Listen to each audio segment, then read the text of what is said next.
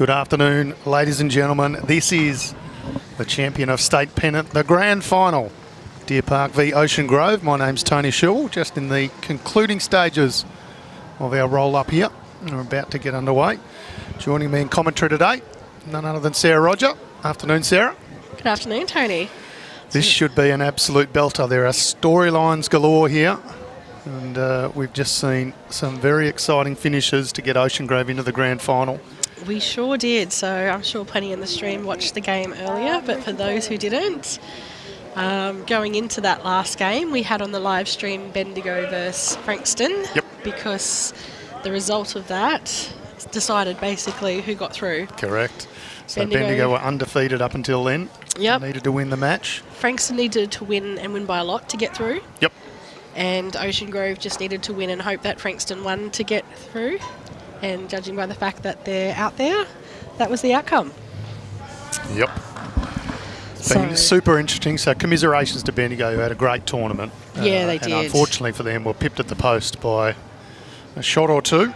Yeah, I really felt for them. They, they went into the game with a game plan and they were executing it well. And then Frankston just sort of came home and pipped them at the end. So. Think of it the other way, though. Ocean Grove only lost one match themselves, which was to Bendigo by 3 shots. And again, too, that was in a very, very scintillating last end loss as well, too. So yeah, absolutely. I think the disappointment that Ocean Grove felt yesterday is not dissimilar to probably what Bendigo are feeling now. So. Yep. So we'll run through our lineups very shortly. But, we can tell you the match we are streaming is Mark Casey skipping Deer Park up against Matthew Flapper, who is skipping for Ocean Grove. 2 players that need no introduction. Mark Casey, OAM, former Jackaroo, Commonwealth Games gold medalist. He's been there and done just about everything. And Matt Flapper, also a Jackaroo. Second highest number of capped games for his state, great state of Victoria. And under 18 coach, leader at his club and leader in just about every team he plays in the sense of leading the team. He's skipping the rink today. Yeah, what a matchup. Not scripted at all, but just works very well. I mean, look, to be fair, they're all good matchups. Next door is Brad Pavey up against Ryan Tainton. Brad Pavey, Vic Open singles winner. Ryan Tainton just been named in the Victorian State squad. Not quite a team, but a squad. And the far rink over, James Pearce for Deer Park up against Lowy, Peter Lowe. So we'll watch those and provide those scores with interest as well. And as much as we would love to have had James on the live stream, unfortunately for him, so far this tournament we've noticed a trend. If I do the commentary and I'm not watching his game, they win. So I don't want to change the feng shui. No, in the best interest of James Pearce getting a victory. And Deer Park as a whole. It is best for everyone that they're not on the live stream and that I'm here. So sorry, Ocean Grove fans, but I think everybody will be very happy with the choice today. Matt Flapper v Mark Casey and their respective rinks. So we'll run through those now. This is Owen Clark on the mat using a Greenmaster Premier. Red bowl, fire engine red, got the Bombers logo on it. So here we have one eye on the TV, Port Adelaide playing the Bombers. And one eye here. Nathan Bush, the opposing second, using a Henselite XG. Blue and aqua colour. Nathan Bush, also former state representative. A very, very fine bowler. The leads for each team, Kobe Cromie leading for Deer Park and Andrew Gower leading for Ocean Grove. A couple of other storylines in this. This is Cromie v Cromie. We've got one Cromie in the Ocean Grove team, which is, of course, Tyson. Yep. Also named in the state squad. He's up against Kobe Cromie, his younger brother. Plays in the under-18 state team. Yeah, Tyson made the move this year. He decided to head down to Ocean Grove and take up a bowler's position there and sort of get under the wing of Matt Flapper. And look, it's definitely worked for him. I mean, he was going great guns anyway, but yeah, he's he's done a bit with down in the Vic Open, and he won the Champion of Champions in that region, which it's got to be hard. Yeah, so, not wrong. He won both singles titles down there this year and the fours. He had a stellar season. That's right. We saw him in the fours final against JT. Yep, runner-up in the state fours was Tyson Cromie. I'm sure JT will chip into the comments and tell us who won that one, for anyone who doesn't know. JT's off watching Harry Potter today, so we'll have a little bit of peace and quiet for the next hour or two. After that, though, who'd know? So Kobe Cromie, as I mentioned, an under-18 state player. Matt Flapper, the under-18 state coach. So sort of the master and the apprentice playing against each other on this rink. It's the kangaroo in honour of JT flying on past. AKA a magpie. Good little bowl there from JT's Nuggets. head. So Sean Nugget Ingham, Yeah. fly-in player for Deer Park, comes out of Broadbeach, or may have just moved clubs to Musgrave Hill, I think, from memory. That is correct, yep. Very handy player, uses a Henselite XG size 3. And this is Michael Sloper, Mick Sloper, on the mat now using an Aero Evolve white and black striped bowl. And didn't he have a fantastic game up in the fours as well, too? He Yeah, definitely he was did. a bit of a standout on there. Yeah, he played 3 the for Rink. Tyson. Yeah. And we've got a lot of support in the chat for Ocean Grove. So Joe Whitehead saying go Grovers. BJ saying the hero is Mick Sloper. Paul is saying Grovers. Jonathan's watching from Hawke's Bay in New Zealand. Margaret Pope, Alana Flapper, the support everywhere for the Grovers. Well, I'm going to be very diplomatic. Obviously, everyone knows where my allegiance is, Yep. but I will be very diplomatic in my commentary.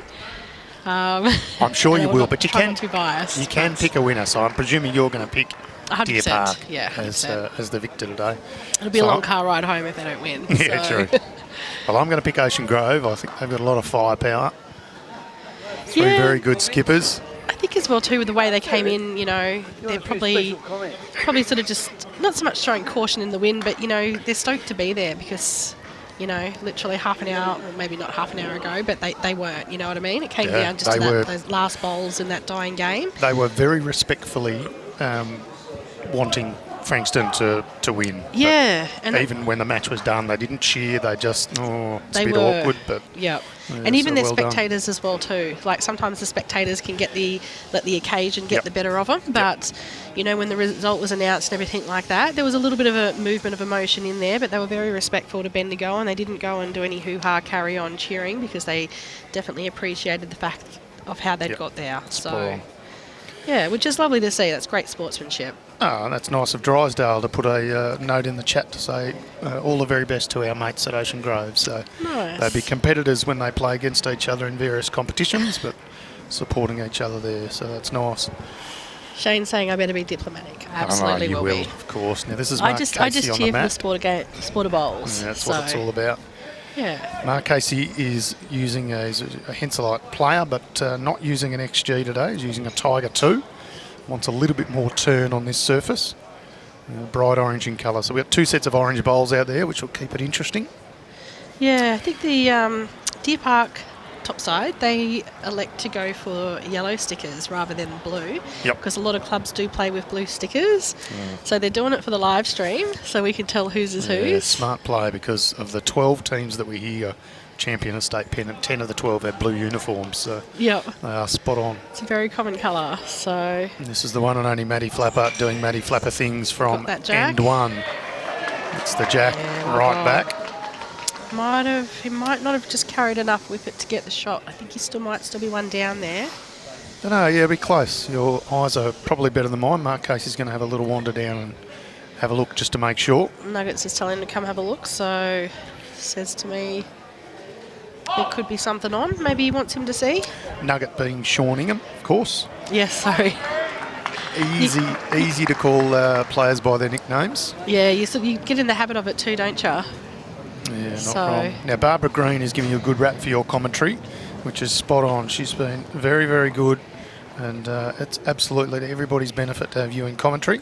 She's saying you might have to get a full-time job in commentary. I reckon that's a good call. Well, look, I would love it if there was a full-time job in commentary because that means there'd be a lot of bowls on. So I'll tell you what, that would be the dream. I don't think it's too far away, to be honest. So, all right, I'll put my work on notice. Yep, yeah, just tell them. We've But got no. another offer.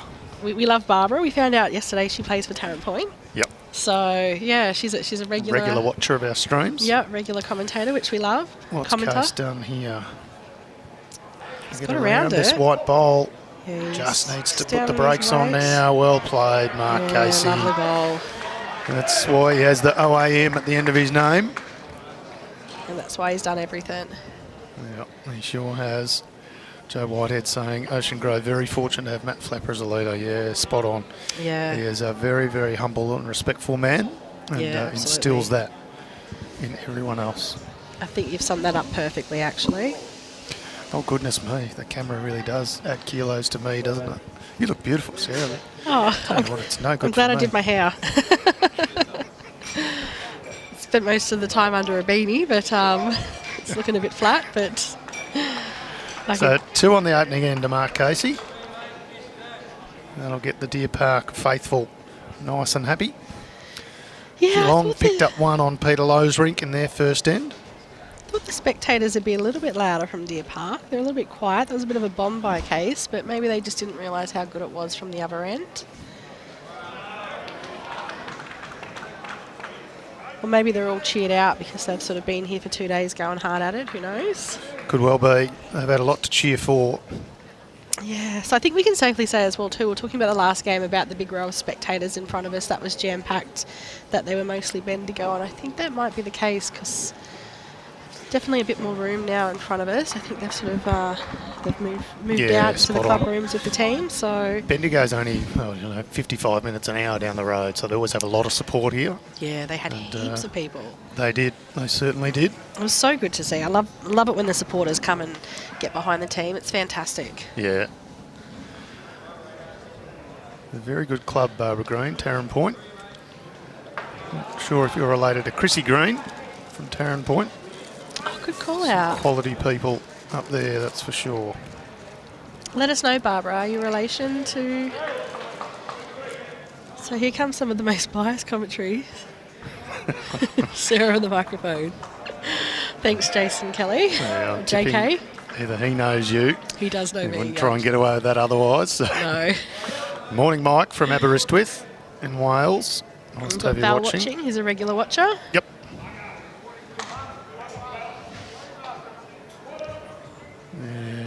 Not wrong, Jeff. There's talent everywhere. Kobe Cramey's opened up pretty well here on this second end. He's using a Henselite XG, the blue and yellow, size 2. And Andy Gower also using Henselite XG, the orange bowl. This is Nathan Bush.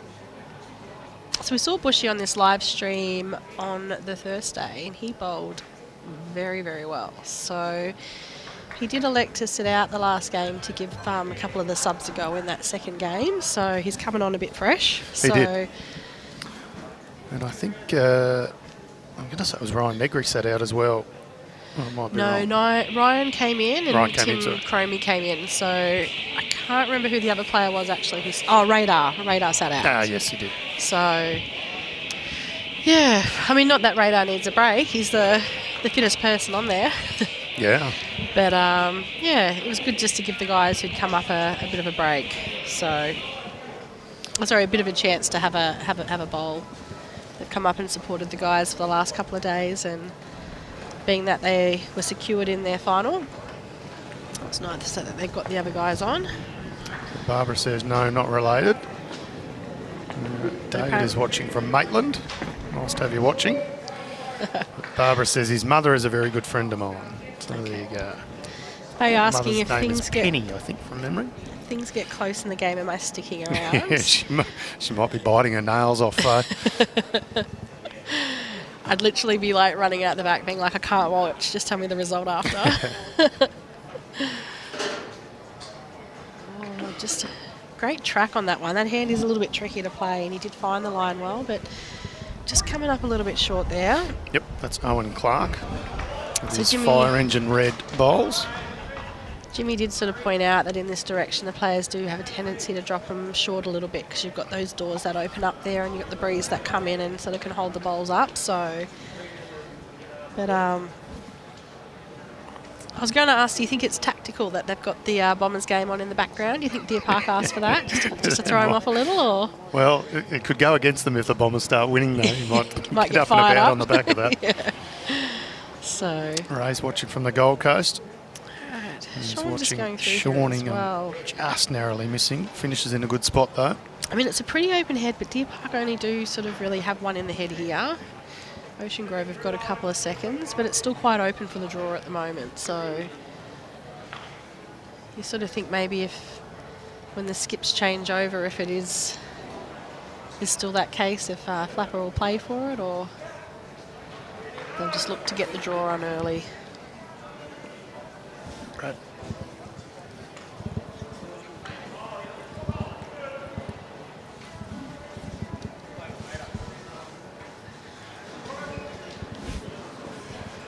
Right, here's nuggeting him. He didn't miss by much with his first. No, he had very good track. This one might be almost identical, I think. Just a touch less weight. I think he's maybe got second. But if not third, and that's sort of what they needed there. They sort of needed to just get another one in the head. Shut down any options. There's Mickey Sloper. Just a touch narrows there. Just going to collect that one on Bushy. So he's a bit disappointed with that one. Just kind of dipped on him at the end into that one. Couldn't have gone the other way and got the red one, which probably was the better option for him, but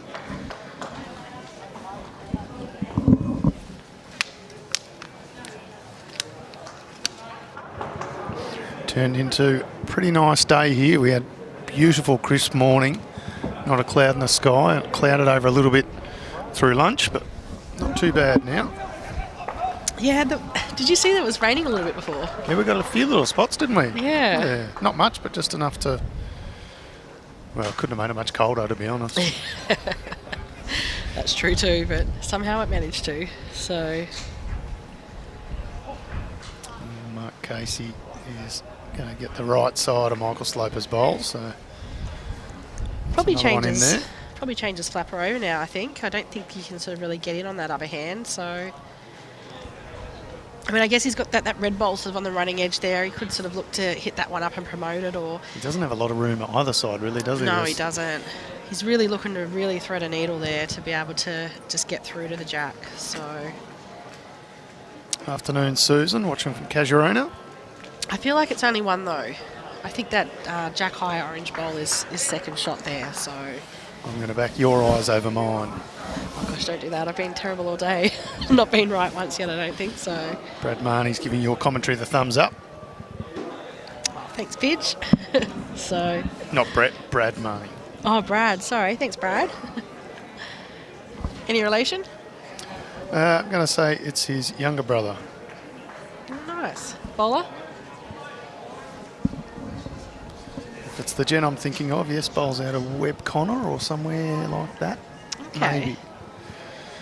Well, that's what he still looks to be playing. Called it with Matt Flapper. That was the exact shot that he tried to play. Got a result of sorts there, but with that speed hitting at that, it was always going to have some contact. Well, there was a lot of front options. So Steve Pervina says Sarah's been awesome, but number one for Sarah on the mic. I'd back that. I think She has been very, very good. I'm actually surprised Steve's tuning in. I thought it might have been rewatching the coronation from yesterday, the replay. Big fan of it, of course. He's a very, very big character in bowls, Steve. He is. He's got a very good sense of humour. I love it. Yeah, he does. He does. So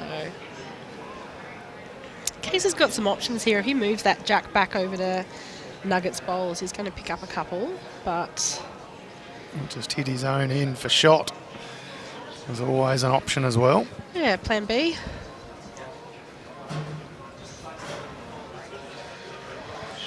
Bit of a tough one here for Matt. I mean, it's not that well set up.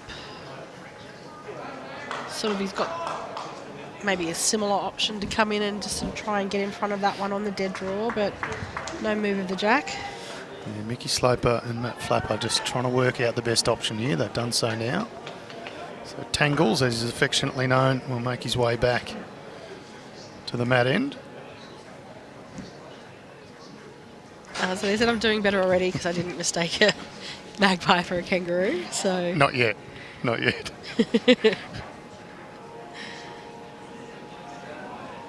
Oh, Maxine, you sound like we should be friends. Very vocal person on the green. I love Matty it. Flapper on a run. Oh, goodness Ooh. me. He actually gets a bit stiff there. And Yeah, is with there a a replay lot of of that one, contact on Brad? just about every bowl moving, edges Kobe Cromie's bowl over for one. Yeah, he Look just how many got- bowls disappear after this is all said and done. Oh, he came off a He front takes out one. that offer, doesn't it? That It did. came back a side one and knocked did. it sideways. Either way, it's going to be 2.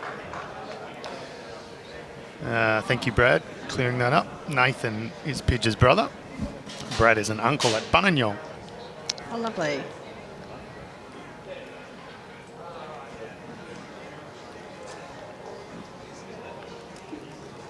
I guess it's probably the start that Deer Park were after. Sort of got 2 rinks up, one just the one down. I think the Tate and Rink 4-0 now after 2. They are both now 4-0, so great start to Deer Park.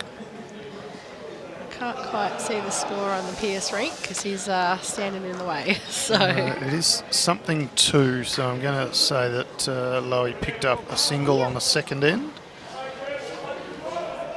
So 2-0 currently to Peterlow, making it 8-2 overall. 15-end match, no time limit for the final. Not that we necessarily pushed the time limits too much. We didn't complete all the ends in the last match, but there was a couple of killed ends near the end. So yeah, the last match and also the last match last night of Ocean Grove and Bendigo as well too. They didn't get to complete it, but they did have a lot of dead ends in that one as well. Yep. So there's only been a couple of games where the times really come into it. you're saying you may have put JT out of a job, sir. Oh, I'm not sure about that one. He's pretty handy with the gift of the gab himself, and he's He got all is. that knowledge up there. He stores it all up there. He's so- a good talker. I think you and he would be a good pairing in commentary. Yeah, we did have a stint together when we were watching State championships, Cass when she played Di in the Di Washfold, yeah, Yep. in the final. yeah. I think JT could make all the mistakes and you could correct him, a la calling magpies kangaroos. So got James Laverty tuning in. So he used to be the bowls director at Deer Park He did. before Casey stepped into the role. So yeah, He's missing Deer Park. yeah, he did the move up to Queensland. So Kangaroo goes flying past. There's so many of them. kangaroo or magpie? Well, yeah, it's a good call. This is I Owen think he's- Clark. He's just going to promote Kobe Cromie's bowl. Yeah. Just a bit sticky on that hand. So. Yep. The underside of it would have been very good. Yeah, probably your track you're looking in for is probably under the bowl rather than around it, I think, on that hand. Nathan Bush has a beautiful technique. Very, very easy. Yeah, he does. Too Well- enamoured with this one, but Repaying the favour. yep. So, tip Who's the tat playing there. for who?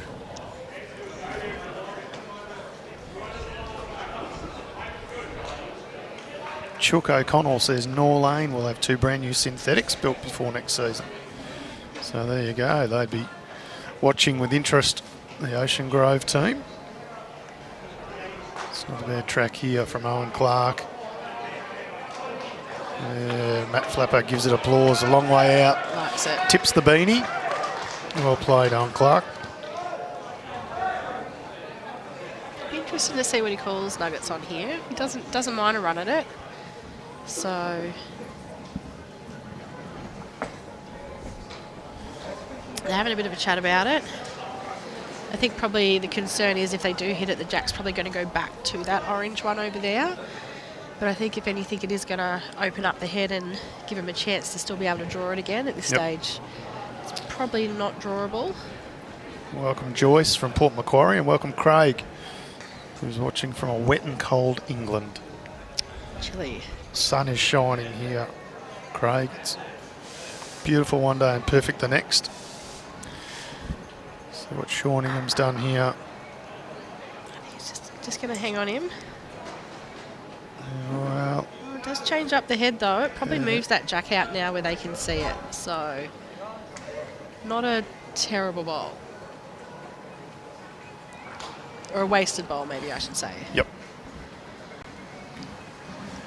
So probably here with this one, you'd think that he'd be trying to maybe tuck that jack back in again, just trying to like just touch it around the corner, take away that option. It's a be a good battle, these two.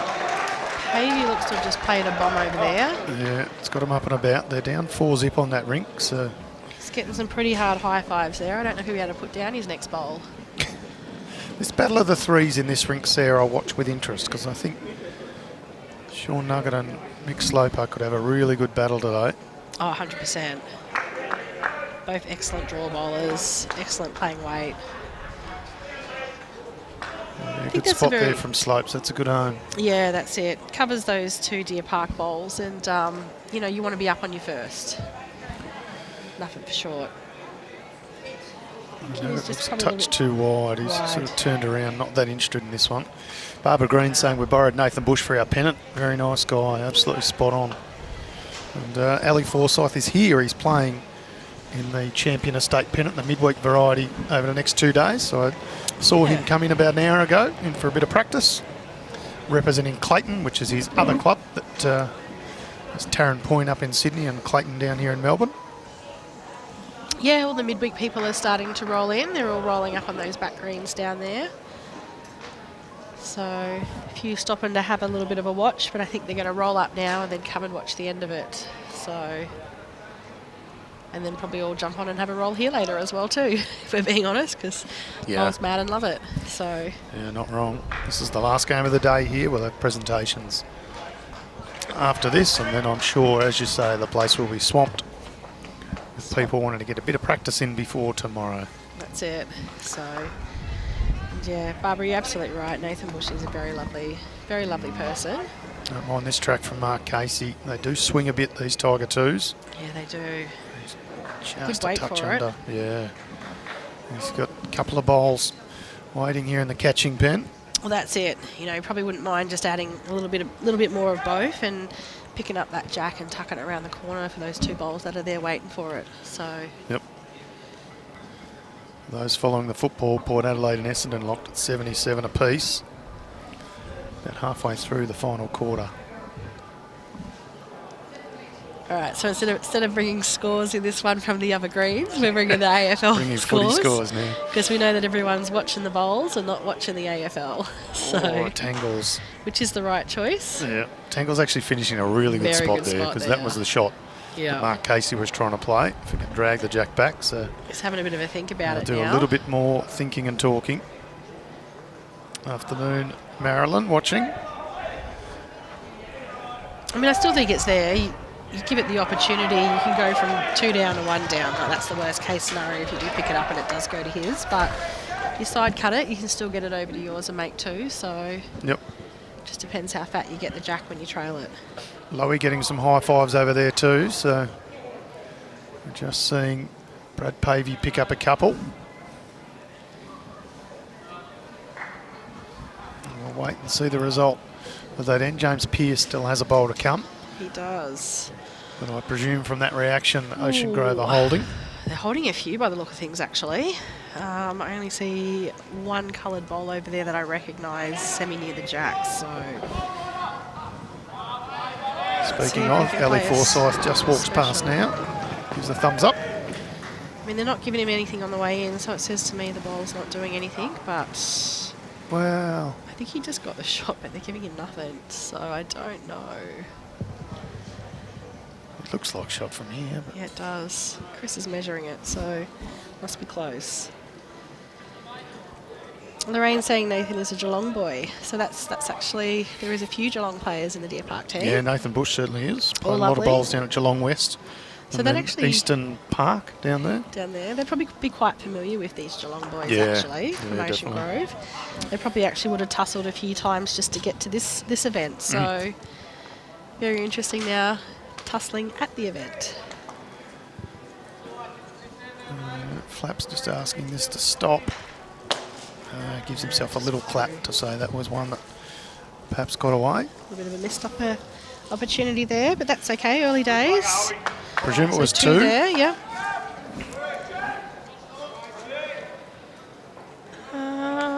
Looks looks like Snorkel did get the shot over there because Tommy's picking up the mat. So Yeah, it looked like it. So geez, well they really played. didn't give him anything, did they? No, there wasn't a lot. Yeah. So they were down a little bit, but I mean, he's also given nothing either, so but that's pretty standard.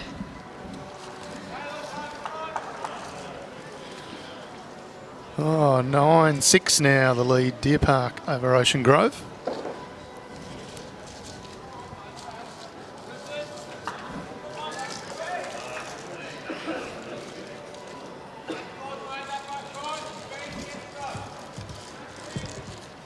We'll get a little bit of glare coming in soon.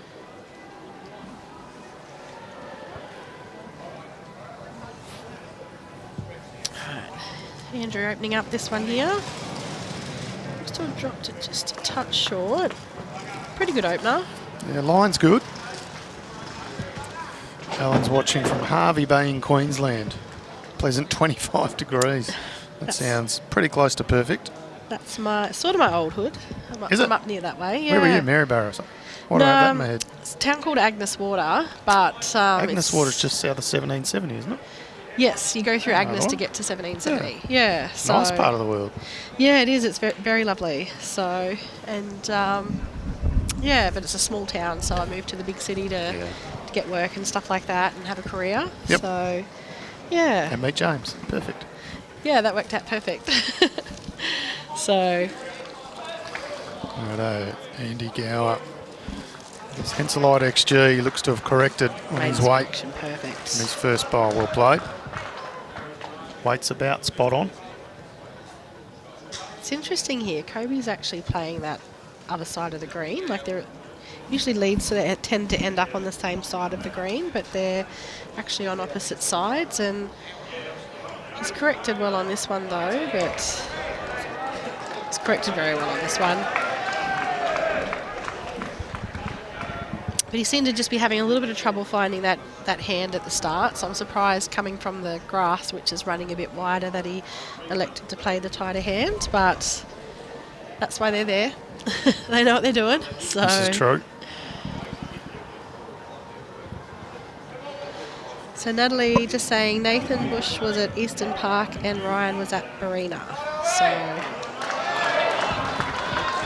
geez, what a ball there from Owen. Just sitting through Kobe's shot ball, making a couple by the looks.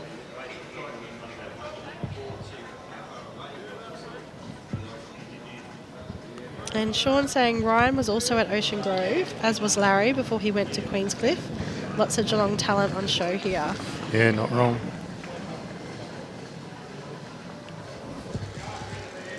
So Bushy's looking just to do the sit and stay there, and he's just come through, but he's stayed on the green, which is really important. He's ended up in a very good position.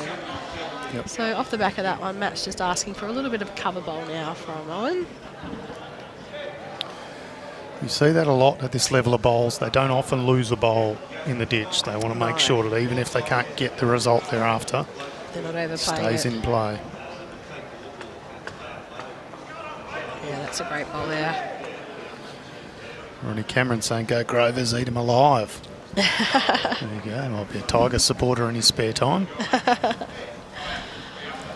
So it's funny, at the start of this game, the crowd was still a little bit thin, but now they're all sort of maybe coming back from lunch. Yeah, I was going to say they might have ducked into the club for lunch. For lunch, yeah. Plenty on offer here at Moama Bowls Club. If you've never been here, it's one of the best facilities in the country.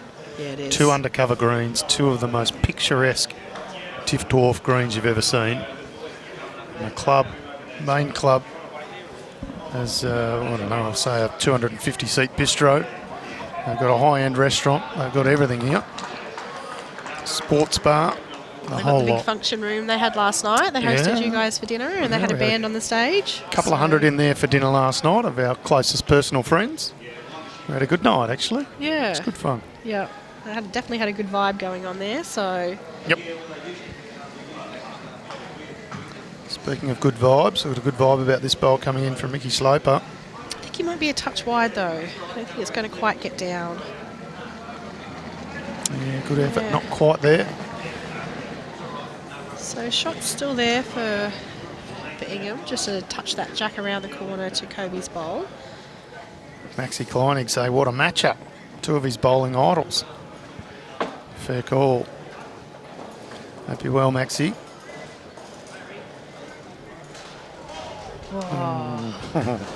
Bit stiff, Nugget. He's 5 mil off taking the jack back. Just halves it slightly in between. The bowl of Owen Clark and Kobe Cromie. Might change the shot now for them. It might make them change over if it stays open. They've kind of got a good little sit and stay on that hand now, whereas on the other hand it's quite tucked away. Can Michael sit Andy Gower's orange bowl for shot? It's a bit close. The orange bowl there, if we can flatten that out, go close to making shot. You don't think I think it might be 2, is it? No? Well, yeah, it could be. It'll be close. I think Kobe Cromie's got second shot with his blue and yellow half bowl. Yeah. That we can see the blue bit of in that shot. I could be wrong. We did do the changeover, but a little bit tight, probably maybe a little bit heavier than. It's all right. Okay, so we'll get on the mat and show him how it's done. If Flapper doesn't change it up himself, you probably think he'd maybe just be trying to put one around in the back there to where they're trying to get the jack to, because I think they will be holding a few if they do get the jack over in that direction. Don't think Geelong have got any bowls back there, so.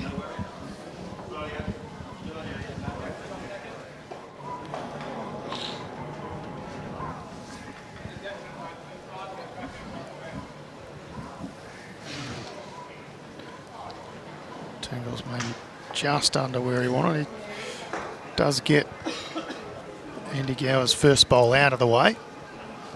It's interesting the weight in that he played with that one. Well, that's why I'm thinking they maybe don't necessarily have it. So they're thinking red bowl will jam on the orange maybe, but... Yeah.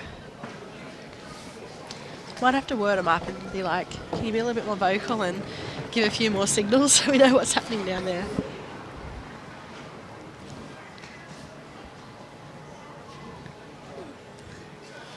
What's Case done here? But interestingly as well too, Case is sort of playing the shot as well, so...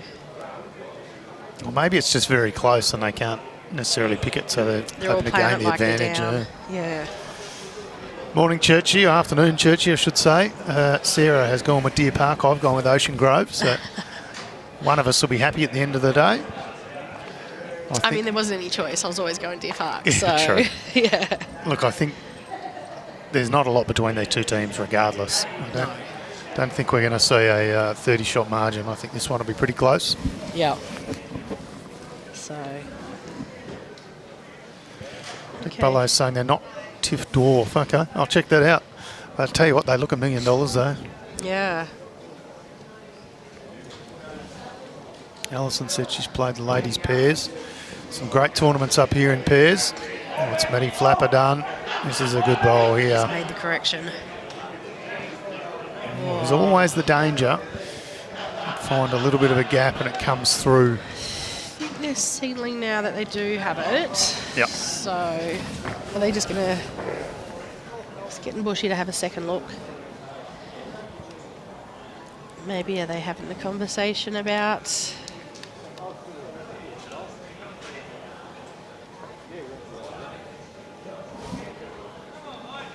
Couldn't even tell you what they're talking about, actually. Maybe looking to change the shot. Asking just maybe for a bit of a dead draw. I think Matt's got one just behind it, so any touch of the jack wouldn't be ideal for Deer Park. So maybe that's what the conversation was about. Yep. But yeah, changing to that hand suggests to me that they do have it, and he's just looking to have a draw.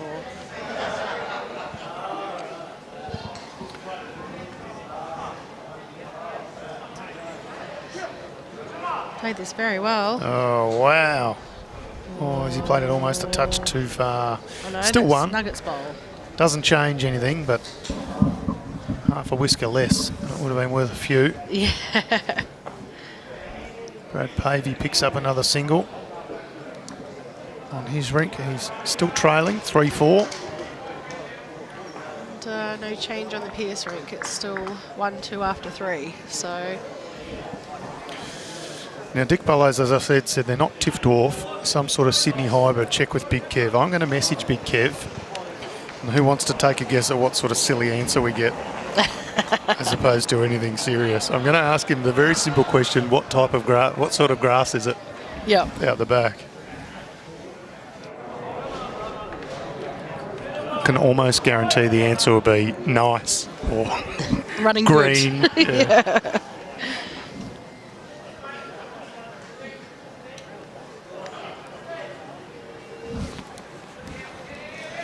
Well, I guess if you leave it that open-ended, whereas if you go in more specific and be like, is it a tiff or... Yeah, well, that would ruin all my fun though, so I'm not going to do that. Yeah.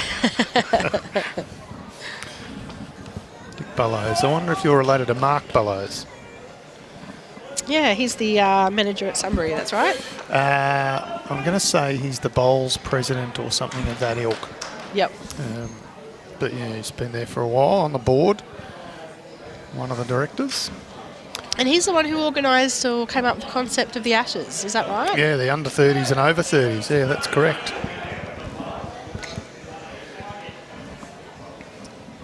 So Kobe's still left a bit of room there for Andrew. So if he corrects his weight on this one, he played very good line on his last.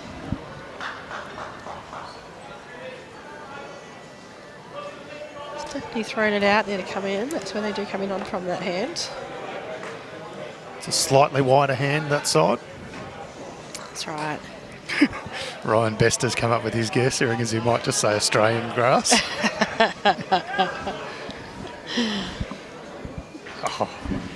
I reckon Kevy might have been listening. He's just come back with Tiff.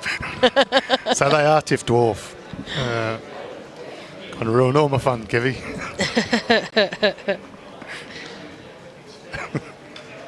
Bushy's just run through a little bit here, but it's a good back bowl there. He did have the option there. He was just a bit tighter on his line. He could have actually sat that orange bowl out and stayed for shot.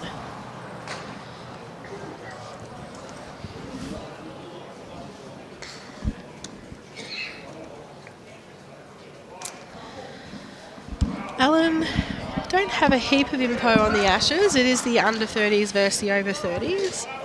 Over versus under 30s. Yep. And it's played at Club Sunbury on the Friday, the 19th of May. Is that correct? Not sure when it is, but Sunbury was the birthplace of the Ashes in cricket terms. So Sunbury decided to create an event called the Ashes, and as you say, Sarah, the under 30s and over 30s. But jump on their Facebook page. I'm sure there'll be details of what it is. They've announced some players representing the over 30s and the under 30s. Yeah, they're putting them out one by one, and there's been some absolutely cracking teams coming out, so it should be a very good contest. Yeah, some funny little stories on their bios as well. It's funny. Carla Krasanik, notable titles, a few. Yeah. More than a few. Some have taken it seriously, and some have taken it a bit cheeky, so it's really good to see as well. Yeah. And it will be live streamed, is my understanding. So They tried to, they recognised your talent and tried to rope you into doing some commentary, didn't they? yeah, I think I said yes as well too. Yeah, why not? Nino said he's going out on a limb and saying Deer Park by 18. I mean, I think it's going to be a nail biter. I think it's going to be closer than that, but I think it's going to be Ocean Grove by 7. I'll go Deer Park by 1. How's that? Ooh, by 1. Yeah, I know. I won't be able to It sit really through is it. going to be a nail biter. But and I like the sound of that. and it'll come down to the James Pearce Rink, and he'll play the bomb to win it. How's that? I like it. Sounds like a fairy tale ending. Certainly good enough to make it happen, though. Very good track on this one here from And Nugget. speaking of good enough, does it have the legs? Oh, in a very good spot. It takes that hand as well too, so I feel like that bowl of, is it Owen's bowl? Owen's, the fire engine red. The red one, yep. Yep. With the Bombers logo. Yeah, I feel like that one, do you think that one's shot? Or do you think it's one of Kobe's? I think Kobe's is shot, Yep. and then I think it's close between Nuggets bowl and that of Owen Clark's. But it's not always that easy to tell. So, Dane, they do have extra ends in this one because there needs to be an outcome. So if we're all square at the end of 45 ends, then they will have to go out and play an extra end. But let's hope it doesn't come to that, because I don't think I could handle it. So Mickey Slope has just promoted Kobe Cromie's bowl. And it's gone over. I'm going to make this real interesting as to who's got shot now. Adam says Ocean Grove by 5.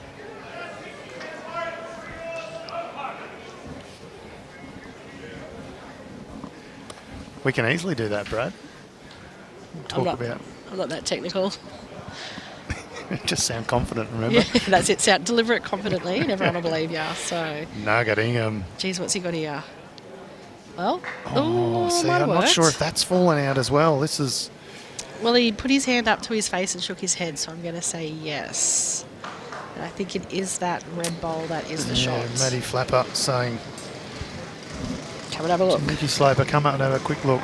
They're not time games now, so definitely... We might see Owen Clark pick up a bowl and throw it through a window in a second. The Bombers are down by a goal 30 minutes into the last quarter, so... Keep an eye on him to see if he looks around to that telly. I mean, look, he's bowling pretty good at the moment. Can you imagine what he's going to be like once the Bombers finish playing and he starts putting his full focus on bowls? Like, well, of course, we're only joking. He's not looking at the TV at all. But just so people know.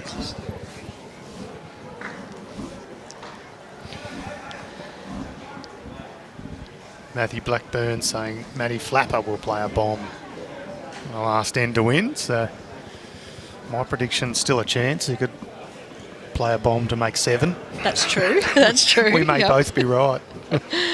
So... no, Jake, it's 21 ends in Pennant, but this event is only 15 because we want it to be everyone playing everyone.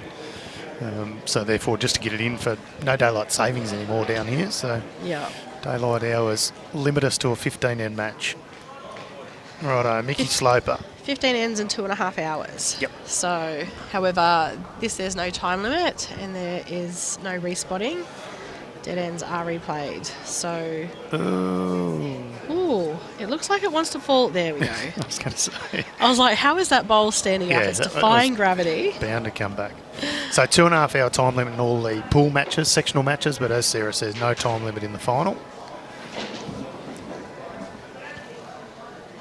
Players are generally in the pool matches. They've been pretty aware. Like you saw in that last game, they knew the Stangers Rink. They were quick to declare the head and get the mat down to play that last end. So, yeah, they definitely were across what was going on. And, you know, if they've got team managers, they've got their eyes on the clock as well too, and they're telling the guys, you know, where it's at. So. Yep. Bombers have just scored a point and rushed behind. All right, so in 5 now. Here, I mean, if he can just tap this jack. That bowl is... Geez, that just hung out for him. It did, didn't it? Considering how much he's been turning. Bit of weight, and it just sort of just stuck out there. So, sorry, Jado. I knew I'd do that to someone. I won't mention it again, I promise. And there's a lot of like to that comment, so I feel like there's a... All right. No more footy scores. Patrick, there are lights on the undercover, but we use 4 greens. So 2 grass greens with no lights, but lights undercover.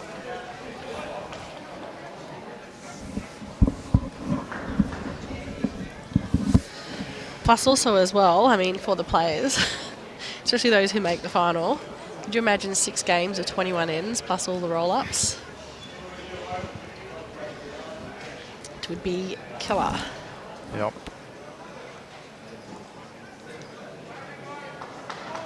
All right, so what does Flap do here to make this better? He's playing down on the back end there, so...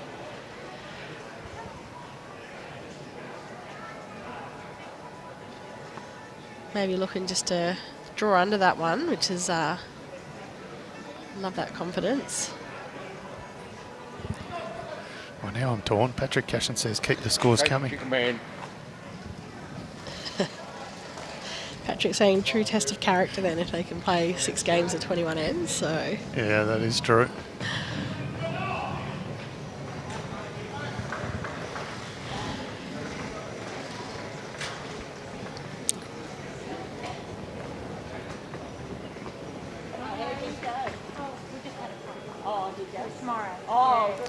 see if Casey can make this little correction here. Paid pretty decent weight on the last one, sort of for what he was looking for. He's got better line. Track's good. He's getting down to it. He's got them both. Oh. Yeah, probably made 3 there, you reckon? I think so.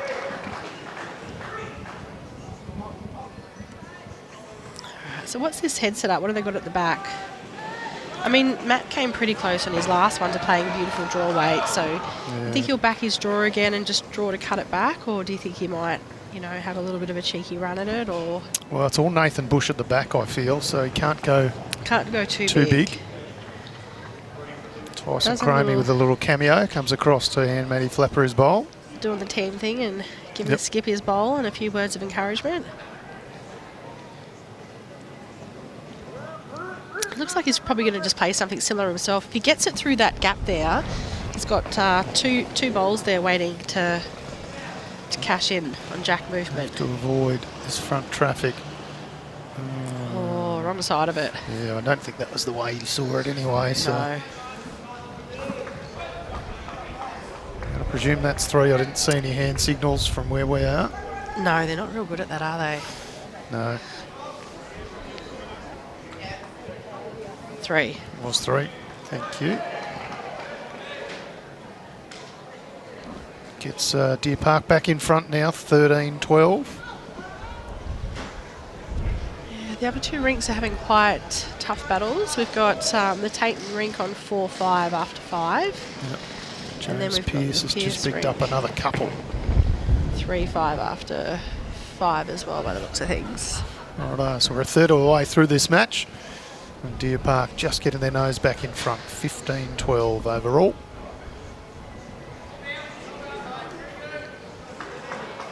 Good close game. Yeah, very much. I mean, I don't love it, but I do love it. So You are absolutely torn. For those who aren't aware, James Pearce is Sarah's partner.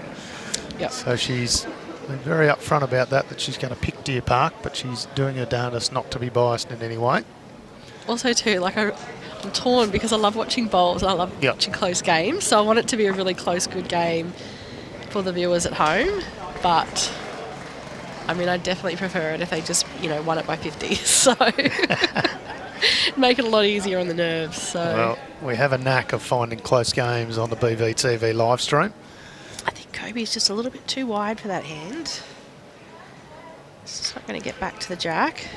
Weight's pretty good, Yeah. as you say, just a touch wide. I'm interested. I just feel like if he's playing the line on that hand, that he is the line on the other hand. Yep. So I'm wondering if he'll switch over at some point or bring his line in. Be interesting.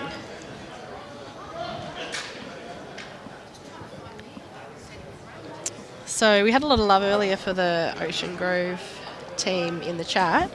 We've also got a lot of spectators here.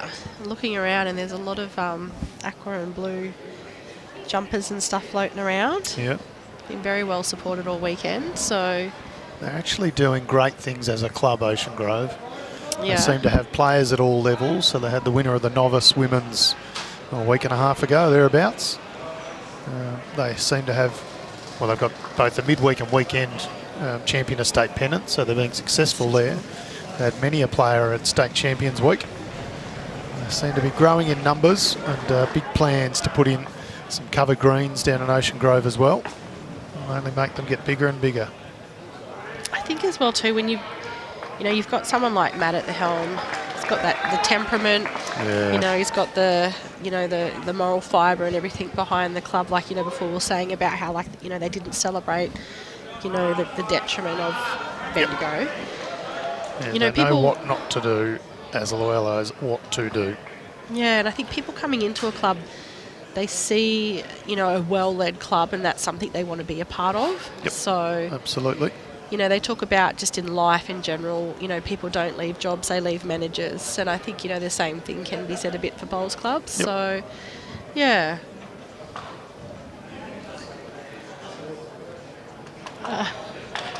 David Tebbutt asking, how does James Pearce get the nickname Snorkel? It's actually funny. Someone said to me... Is it a PG story? Yeah, it's kind of PG. Someone said to me yesterday, they're like, oh, is it because he likes to scuba dive? And I'm like, no, there couldn't be anything further from it. So my understanding is 1 year, I think when they won the flag of Altona or something like that, they were having a bit of a celebration. And this is when he was quite a bit younger with a lot more hair. Mm-hmm. And as part of his celebration, he decided to get a drink and put a straw in it so he could finish it faster. And it looked like a snorkel. So, there you go. But, I mean, I've never seen him drink. That's PG at least. Yeah, which is really surprising because I would have thought he'd start dating me and want to drink more. But turns out he went the opposite way. So, but Owen Clark here. They're holding a couple already. Owen Clark. Yeah, they've really capitalised on the space that Deer Parker gave him in the headless end. So Deer Parker pretty much got all points of the compass covered. But not the jack. Not the middle. So Sean's Darren Yates and Jim Yates watching over there. Jim Yates, a very, very, very good player. Darren Yates also a very, very good player. Now I think locals up this way, so get in for the chance to see some good bowls when they're in town. Well, if I lived around here and had as much stuff on here as what Moama does, I'd be down here spectating all the time. Absolutely. So Nugget a little bit of a fortunate. Just gets the side of a front bowl and in for shot. I was about to say a few times he's got on the mat and he's drawn the shot so far. Well, he wasn't far. I mean, he was obviously playing for that. He wanted to just skirt around that front bowl of Andrew Gower, but just took a little edge off it, which probably helped in the end. Yeah, he probably would have been a little bit short, but paddles.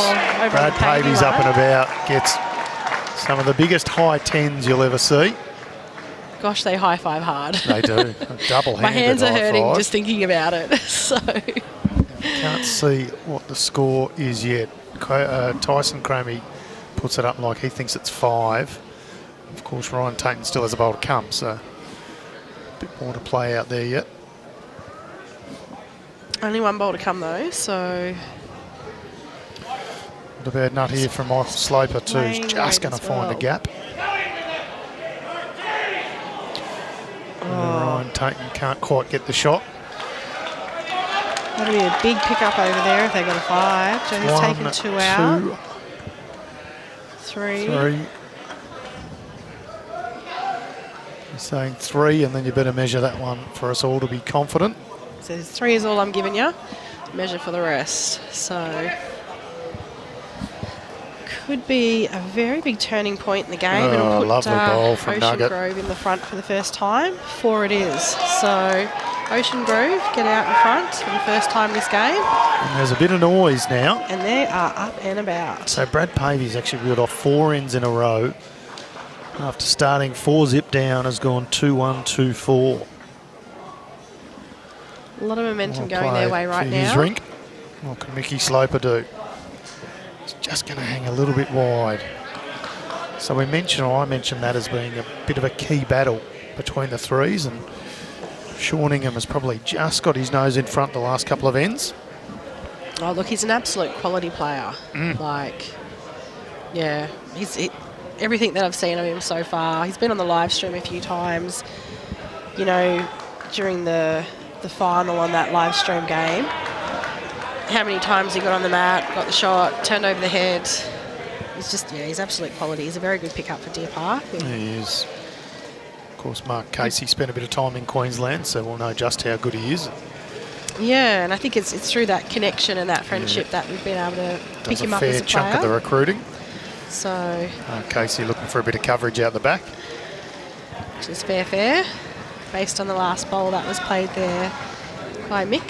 Signals the intention that they're not going to be short. That being said though, Matt's a fantastic draw bowler, and if anyone could get through that gap and get to the jack, definitely would back him. So what can Matty Flapper do? Stay over draw. Yeah, they're calling it in. It's going to get 1. Yeah, 1 out. Yeah. Second. So probably now for Mark, he'd probably just be looking just to get to that bowl and get another second shot. You know, they kind of only do now have just the 1 in the head, so that bowl goes. I mean, It's worth a few if it does. That's it. Tricky one to get going, but Without if it jack does, movement, yeah. Especially with that front bowl there on the line, you can't sort of just go hard and chip it out. But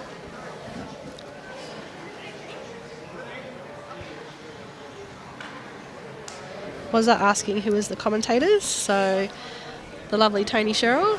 And the even more lovely Sarah Roger. Yeah. Sort of been doing a bit of the commentary over the weekend. So Case was just a little bit short there on that one. Do you think that might have even been a little bit tactical? Well, yeah, it's probably not a terrible spot. He would have liked it perhaps a touch further to the right, a little closer, but... And probably on the jack, but... yeah. Yeah.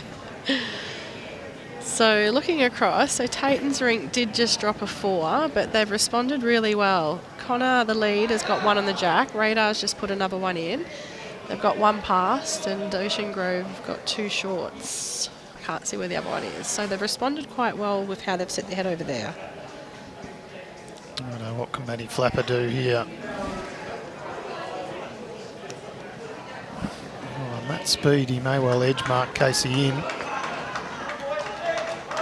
I don't think there'll be any change. So 1 Just more the to one Deer there. Park. Shouts of Parkers from Sean Nuggettingham. 6 ends gone. It's a 15 end match.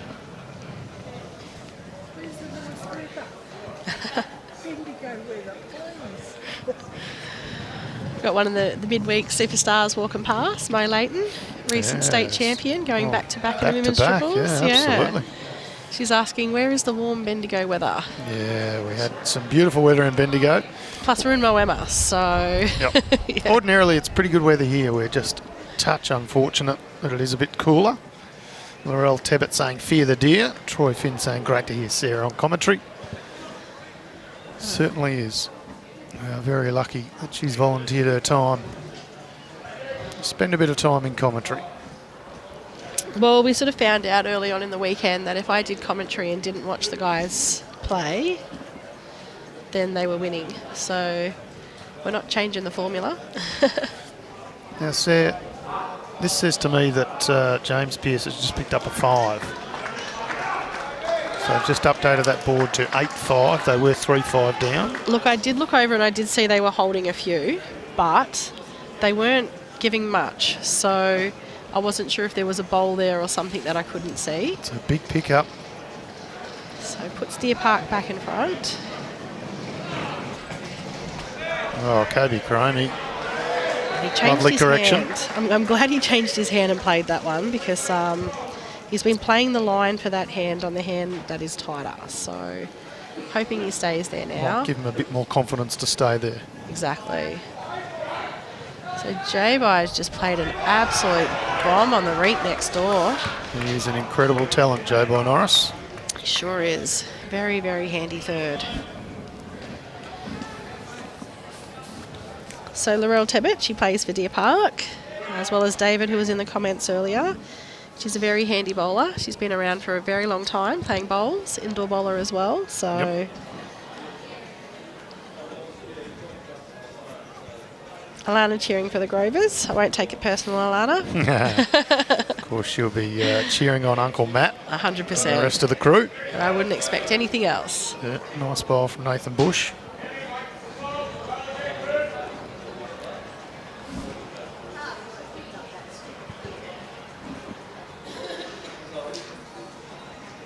It's funny, actually. I think Deer Park are probably just a little bit more up and about this game compared to what they've been other games. Cheering across the rink, so... They were very much business in the first 5 rounds, weren't they? They were, and I think now they've done the bit, they've got to the final and they're just kind of relaxing in and, you know, just enjoying the contest. I wouldn't say relaxing in, but you know what I mean, settling in and just enjoying the contest and the fact that they're here, so... History tells us that the metropolitan teams generally go pretty well in weekend, champion of state pennant. But that being said, Ocean Grove have won it before, haven't they? They have. They have. Did they make the final last year as well? Is that right? Or was that the year before? Oh, now you're testing me. It was Bendigo v Melbourne 2 years ago. South Bendigo, I should say. And it was South Bendigo You might be right. Might be South Bendigo Ocean Grove last year. Yeah. And for I'm midweek sure somebody will let us know in the comments anyway. Yes, true. So Midweek champion estate pennant, it's often the other way around. It's the regional teams that over history have done better. So Deer Park, I think, on paper, most people would say we're always destined to make the final. A very strong team. I think some of the other teams got up and about and got them a little bit rattled early. They managed to get over the top.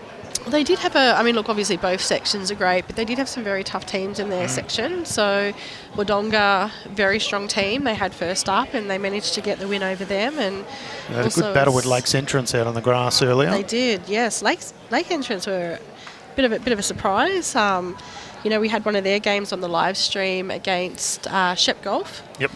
And I think they got them in a nail biter. So I think it was like only a few shots. Is that right? Yeah, Lake's Entrance 2 wins, 3 losses, but not by much. A shots differential of only 11. So I think they can hold their heads pretty high.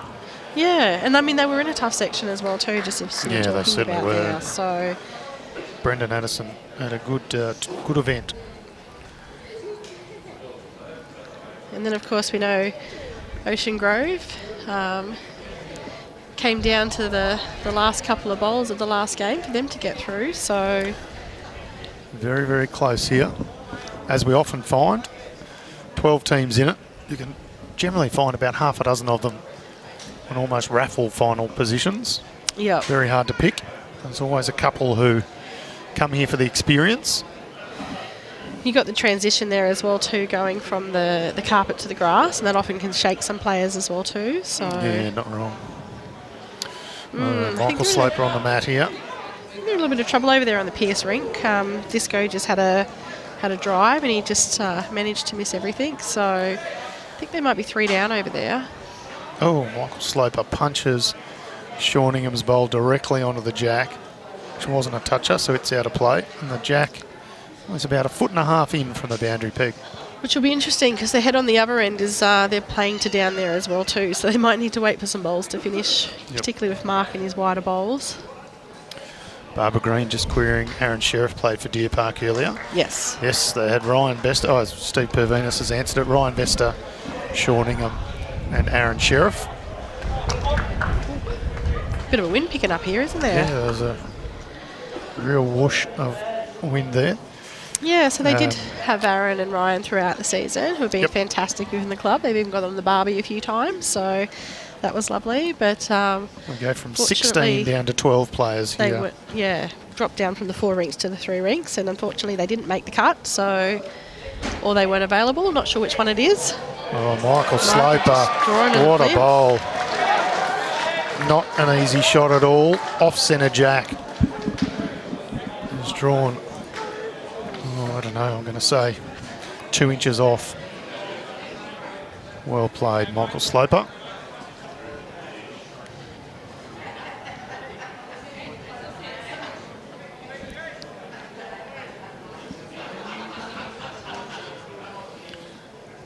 Can't see from where I am. There's a couple of poles in the road as to who's got second or anything else there. Can you tell where you are? I felt like it was maybe the back one of Bushies. Okay.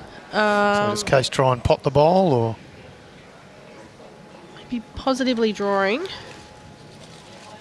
Actually, maybe that one is Sean's. Yeah, so Sean and probably Bushy. They might have a couple here. Of seconds, of course, that is. Case. Leaving Matt a bit of room there. Matt's walking up there very confidently to the mat. You back him to draw 2 here, so... Matty Flapper's going to have last bowl, so trying to pot it's not necessarily a great option. Just played a bomb over there, and I'm not being biased, it was actually a bomb. I think they were 4 down. Jack stayed in bounds, so there's still a bit of... And the bowl to come over there. I think they might be holding 1. It's much better than what it was, that's for sure. Better than the 4. Matty Flapper needs to get around Shorningham's bowl, not quite. All right, my apologies, Matt, when you're watching that later. It was me. I said that you'd draw 2, so... Commentator's curse. That's it. I do apologise. And also to Alana watching at home. And to all of the Ocean Grove supporters. All the Ocean Grove supporters watching at home. So Mark Casey is trying to pot this bowl now. Does so. It doesn't quite stay very close. Doesn't stay up. I mean, Matt's only got out a foot now and he's got the shot, so... Yeah, and this is the danger with this strategy is you can remove that and be holding a couple for a little bit, but for bowl to come. Like Matt Flapper is not going to miss twice. Mitigates the damage though as well too. My commentator's curse if he does miss this now. It's my bad. No, he's not going to miss twice. Oh, he's just snuck it in. Well, that's all you have to do. You don't want to overplay it and put it in the ditch. So... 1 to Ocean Grove. Crowd showing their appreciation of that bowl. Shane saying I'm doing well, but I'll stop jinxing your side, hey. so that was a bit of an end. We saw the jack move a lot and a lot of change of the shots and the setup of the head. So that's what we like to see, especially at this level. So 9-3, 7 ends gone. We play 15 ends on each of our 3 rinks. 8-5's the lead to James Pearce over Peter Lowe. We're just waiting on that scoreboard to be updated after that last end. Yeah, it looks like perhaps the Lowe did draw the shot with his last one because they've got the mat over there and his lead's just nailed it. So absolutely putting the pressure on Tom Hicks over there. He's been bowling very well from what I've seen.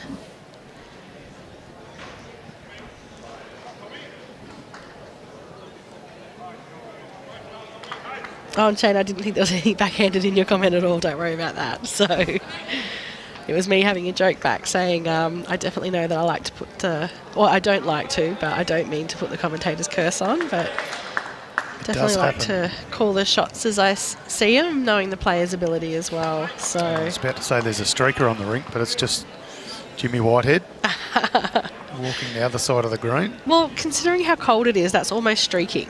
Like, he's only got jeans and a hoodie on, so he's not dressed up in the thermals like some of these spectators. So Kerry Rees saying go the Ocean Grove boys.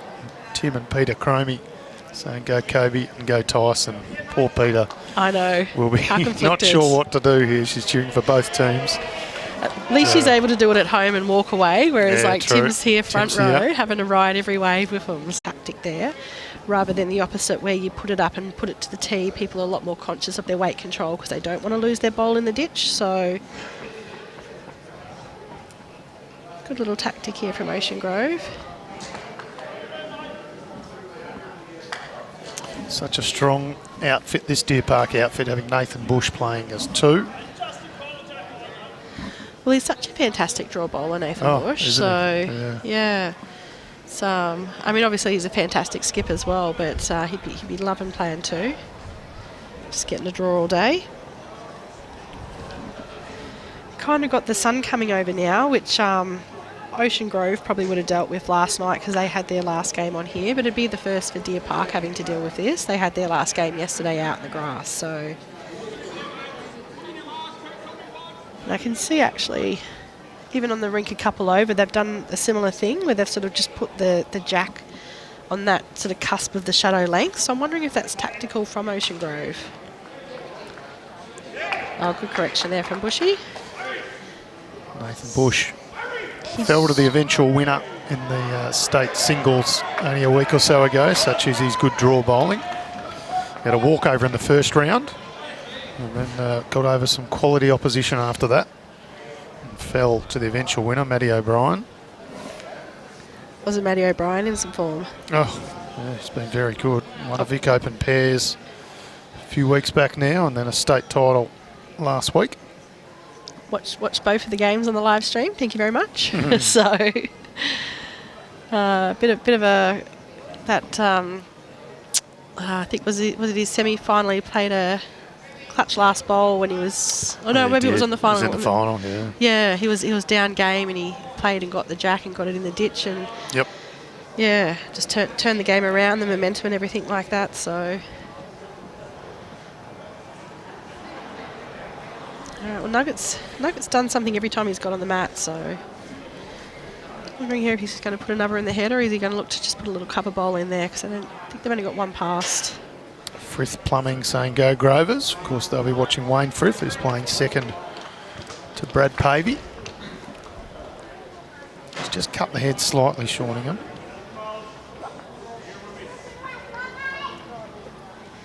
So Barbara's saying that she plays third to Ali in their Pennant. Yeah, okay. Yep. And they had a few stars out, but they still won yesterday. So good to hear, Barbara. Also lovely as well too that you've got like a lot of depth there, that when you do have your stars out, you can still push and get the win. Well played. Mickey Sloper That was a great ball. sits out the Nathan Bush bowl.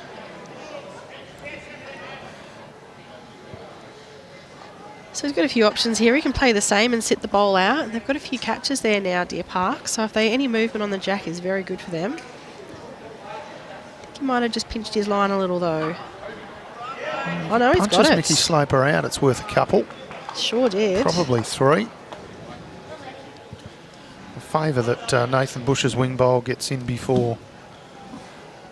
I think you got a better view of the head than me. Yeah. Might not. That sun, it's very, very hard to tell now. So It is. let's ask him to roll the jack in the shade, please. There's a band of sun that's just taking 4 or 5 yards over the green. I don't think the players would be too disappointed though. They'd be nice on their backs right now. Well, I think their tactic would be to have their head in the shade so they can still see and not have the glare, but have the rest of the body in the sun getting the warmth. Yeah. So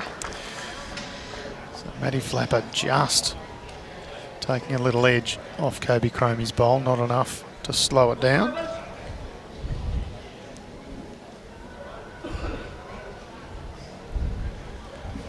Casper John over there looking a little nervous. well, I think we decided last night he's the opposite to me and he maybe shouldn't come and commentate. He did sort of say at one point when we were sitting here in the commentary that he really felt the momentum in the game had shifted since he'd come onto the commentary. Yes. So I think he's staying well away and I don't think you could pay him enough to come over and do the commentary right now. So No, true. Case Yeah. uses Nathan Bush's bowl to get back to the jack. 2-bowl plan. Tatum playing a bit of weight over there on that one. Ocean Grove picking up the mat. The body language is suggesting perhaps there may have been a couple.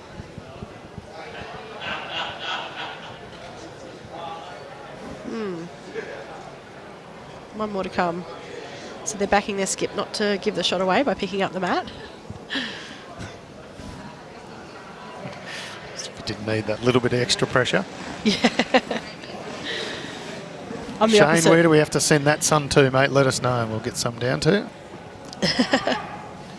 I'm guessing Ocean Grove way. Brad Pavey. Pavey. Not only is he not giving the shot away, but he's nestled in for another. He is absolutely on fire over there. He is. So, Got a bit of support behind him as well. yeah. Oh, Matty just misses the Mark Casey bowl. Case will have one more. We see this on the replay. Matty gives it such a roosh. That is a big drive. Didn't miss by much there. No, it did not. Maybe another sticker or two, and that one's taking it. Honestly, too, if he'd hit it, I would have been ducking as a spectator Yeah, behind. watch out. I think that jack would have spat up in the air.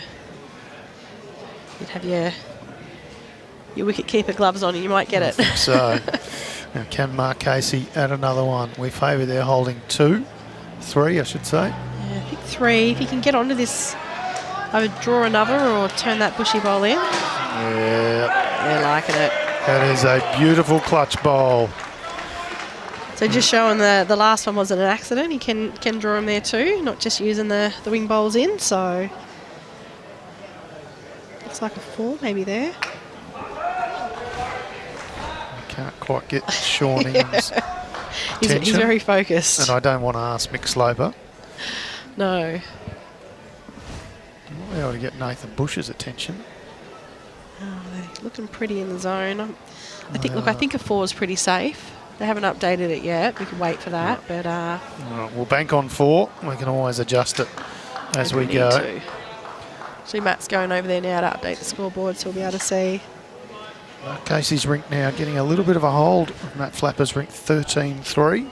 Yeah, before it was. So, all right, I'm interested to see. They're updating the Pavey scoreboard over there. Tice has just gone to do it. So I'm interested to see what it was last. And I think, did you say it was, you thought it was 2? No, I didn't see the number at all. No. Geez, they're... Lowy picks up one more, though. Still trailing, but 8-6. Patrick saying Matt's been known to send jacks flying into and over fences. Yeah, so not wrong. It kind of makes me think of, like, you know, when you watch the cricket and they hit those big sixes and they go over the ground into the car park. It's just what that reminds me of. So, yeah. So 5-12 on Brad Pavey's rink. Just can't see the number of ends there. I don't know whether you can catch that. No, I'm going to have to wait for Pavey to move. Like, he's tiny, but he still manages to block out the ends, so...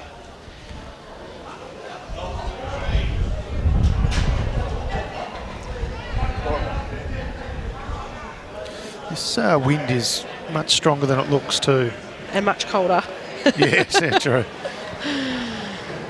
Yeah, now we're going to have to wait for them to move to see the ends. I've put it in as 3 after that last end, which is a lead of 12-5 to Brad Pavey over Ryan Tainton. I think we need to update the Pierce ends. It's still saying end 1. Oh dear. So I've only just done that now. So it's 7. How well am I going? 8-6 after 7 is what it should show. There we go. And that puts us pretty much at the halfway point of this match. And it is very tight. Crowds all of a sudden just gotten up and about too. Yeah, I think so.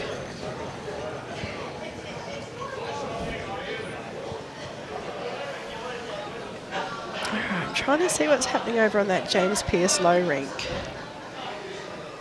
He's just pushed a ball up and moved the jack. But there's a few, like the 2 colour bowls over there, so I can't actually see who's got what. And they give nothing away in their body language, so we just have to wait for them to update their scores. A scattered head, this one. Yeah, well, they changed the length on the last one and they adapted really well and nailed it, and then they've had another length change again. And sometimes that can usually lead to a little bit of a looser head, so... Nathan Bush in for second shot.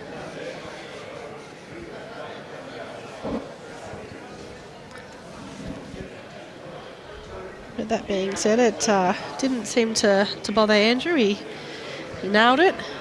And then he's got one at the back there as well too, which is probably where the jack will end up if we're anything like the other ends. A bit of a loose end from a few people here, actually. Yeah. Which is unusual. Generally been a pretty good standard match, but just this one a bit hard.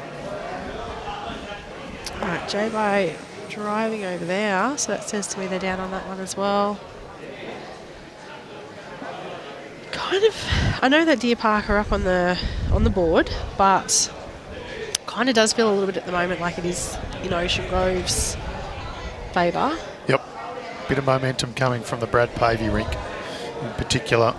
He's really getting a hold of Ryan Tainton. He's won 6 of the last 7 ends after like dropping James the first Pearce 2 is ends. Weight too, so they must be down as well. There didn't look to be any change over there, so we'll wait and see what happens. 2 down, I think it is. Sawcrest ball. Push 2 out.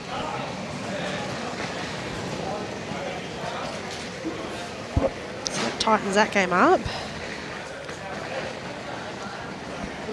So it's kind of the Tainton Pavey and the Casey Flapper sort of offsetting at the moment, and the other 2 are just having a tight tussle, so...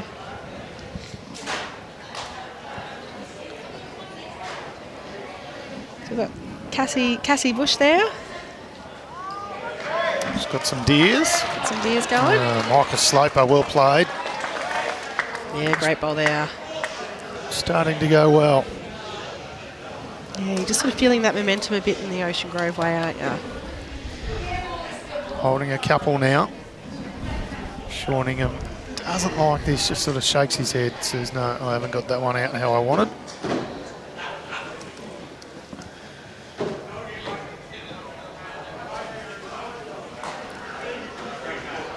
I mean, it's a tough shot, but still can see that jack getting out, so yep. Maybe Mickey will just try and cover it up.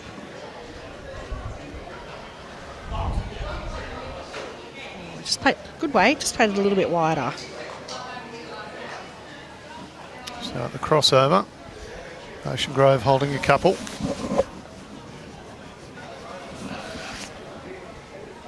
Alan's watching from Mermaid Beach. It's a nice part of the world. Probably a lot warmer than here. This is on a pretty good track here. Yeah, they're all going to be on the weight at that line. Yeah, just turns a bit hard at the end on that hand. So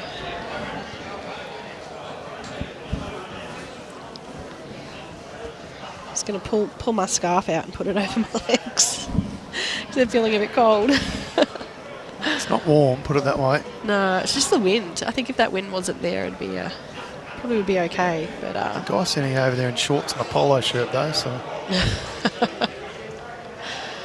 maybe he's just home from holidays from Antarctica. Who knows? Could be. This could be very warm for him. All right, back Matt to add track another from one Tangles. here. Yeah. Doesn't want to take the jack, is the only thing. No, he's done a very good job there. Well played. He's covered and counted by the looks of things, so... Yeah, be close. Very close. You know, that was the way the jack was going. Deer Park had 2 bowls there waiting for it, so... Yeah, spot on for that. Nuggets might have just indicated, though, there was only 2. Yeah, I'm not sure it quite gets into count, but it does, as you say. Covers that hole. It's in a good spot. So Ryan Tate has just played a bomb over there. I think they've held up 2 or 3. 2 down. Tyson Cromie is one of the most attentive people you'll ever meet. And he's the nicest person. Case asking for both to go, gets rid of one. Michael Sloper's bowl jams in there. We've got someone watching from France. Love that. On holidays or just a bowl's tragic? And I got Riley saying, how good's Brad Pavey? He is very good. Very good. The barometer. I like it. It's definitely his year, isn't it, this year? He's really just... Yeah, I reckon he was good the last couple of years, but he seems to have just gone to that next level again, doesn't he? Yeah. So can Matty Flapper add another one in here? Look, I back him. He played a pretty good one of his last. He's only just drawn to beat that hole. Yep, Oh, he might have pushed it out to make 3, to be honest. Yeah, that's interesting. Yeah, Mickey Sloper seems to be holding up 3. Yeah. There you go. Well played. So here starts the comeback for Matt Flapper. Was down by 10. Now back to 7. It's 13-6. We've played 9 ends on this streamed rink. You got 7-12 after 9 for Pavey. Yep, and 8-8 after 8 on the Pearson low. 8, of course, being a lucky number in some cultures. Be very happy with that scoreline over there. Look, I'm pretty superstitious and definitely agree that 8 is a lucky number. So 8 and 7. The never-ending number, which never quite made sense to me that 8 is lucky because of that reason, yet 7 has openings at either end. Yeah. Because the theory is the money stays in the loop and keeps going around. Yeah. Well, I don't know why 7 is a lucky number then, but anyway. Well, maybe 7's not a good lucky number for me because my money never stays in the loop. It's constantly outgoing. Yeah. But so maybe that's why it resonates with me. I've got a new strategy for that. Next time a bill comes in, I'm just going to ignore it, pretend it's not there. Reckon it'll work? Maybe you pay 88 cents. $8.88. 88 cents in the dollar, maybe 8 cents in the dollar. So they're going back to this tactic again, putting the mat back and rolling it a bit shorter into the sun there. So Cassie Bush, 45 ends, so 15 ends on each of the 3 rinks. But it's still a lot. I wouldn't mind if it wrapped up now. Morty, I hope you're wrong, Morty. Don't tell me it's going to be 13 and 14 degrees. Oh, look, it's several weeks out and it is Melbourne. It is 3 weeks away. But I tell you what, Morty, I'd back what she says. So. Yeah. The Oracle. Yep. To invest in some thermals for that one. That, of course, is region sides. Yeah, I think... Being played here and Echuca Bowls Club, just over the river.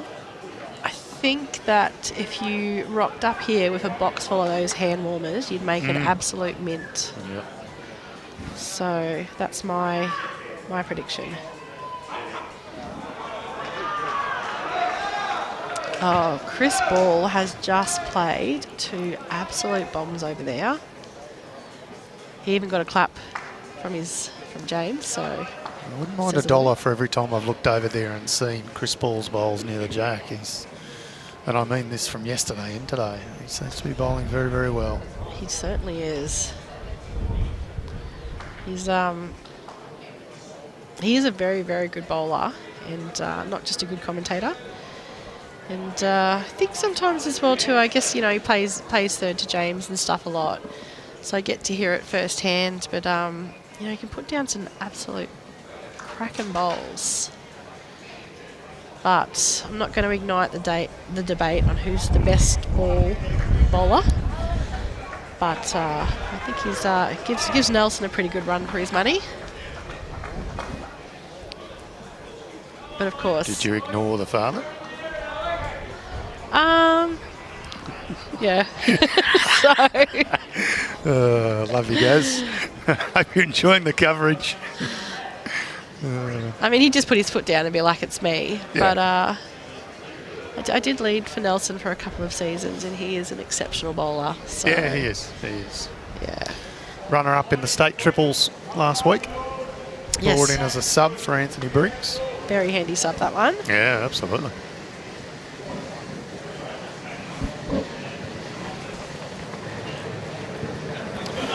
Well, I did say I'd deliver a nice close game and then I'd hand over to Jimmy at about halfway. So far, my job's been done, 28-26 in favour of Deer Park. I shall leave you now with Sarah Roger and Jimmy Whitehead. It's Tony, and welcome back, Jimmy, to the commentary.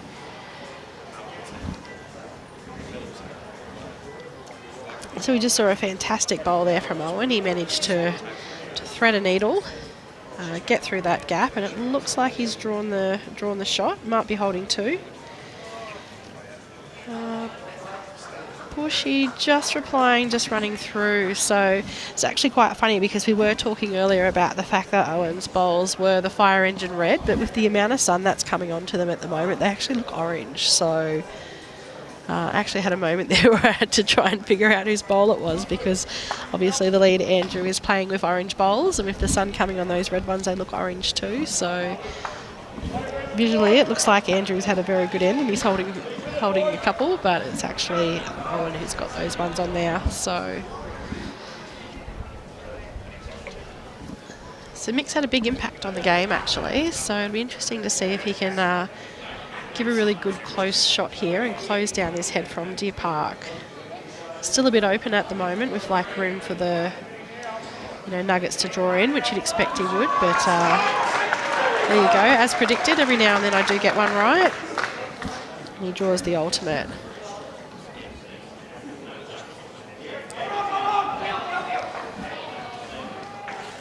It actually sort of turned around a lot more than I thought it would. That hand's sort of been the tighter hand. I didn't actually think he'd get past that bowl that was there, but he just managed to skim past it and get down to the jack. So good bowl there from Mick. Hello, Sarah. Hey, Jimmy, welcome back. No, it's been trying to warm up somewhere. Just carried in a corner and next to a fire. It's cold. What a cracker this is. As the 4:30 shadows and the sun going down come across Moama. Yeah, the shadows are definitely wreaking havoc. I was just saying that the bowls there from Owen, they're actually apparently fire engine red, but when the sun's on it, like you look at that back bowl there, you can see it's red, but on the way in that's him as well, and it looks orange. Yeah, it does. Yeah. It definitely does. So Vicky Sloper disappointed with that one after his first one was pretty good. Especially after he played such a bomb. Might change the shot around though for Deer Park. Might have to make him go a little bit firmer at this one. So it looks like Ocean Grove dropped a 1 on the Peter Low Rink, so it might be 9 out to some guy called James Pearce. Yeah. 9 ends. 9-8 after 9. Yeah. Someone's messed the board up there. Might be Tony. Torres messed it up. Ah.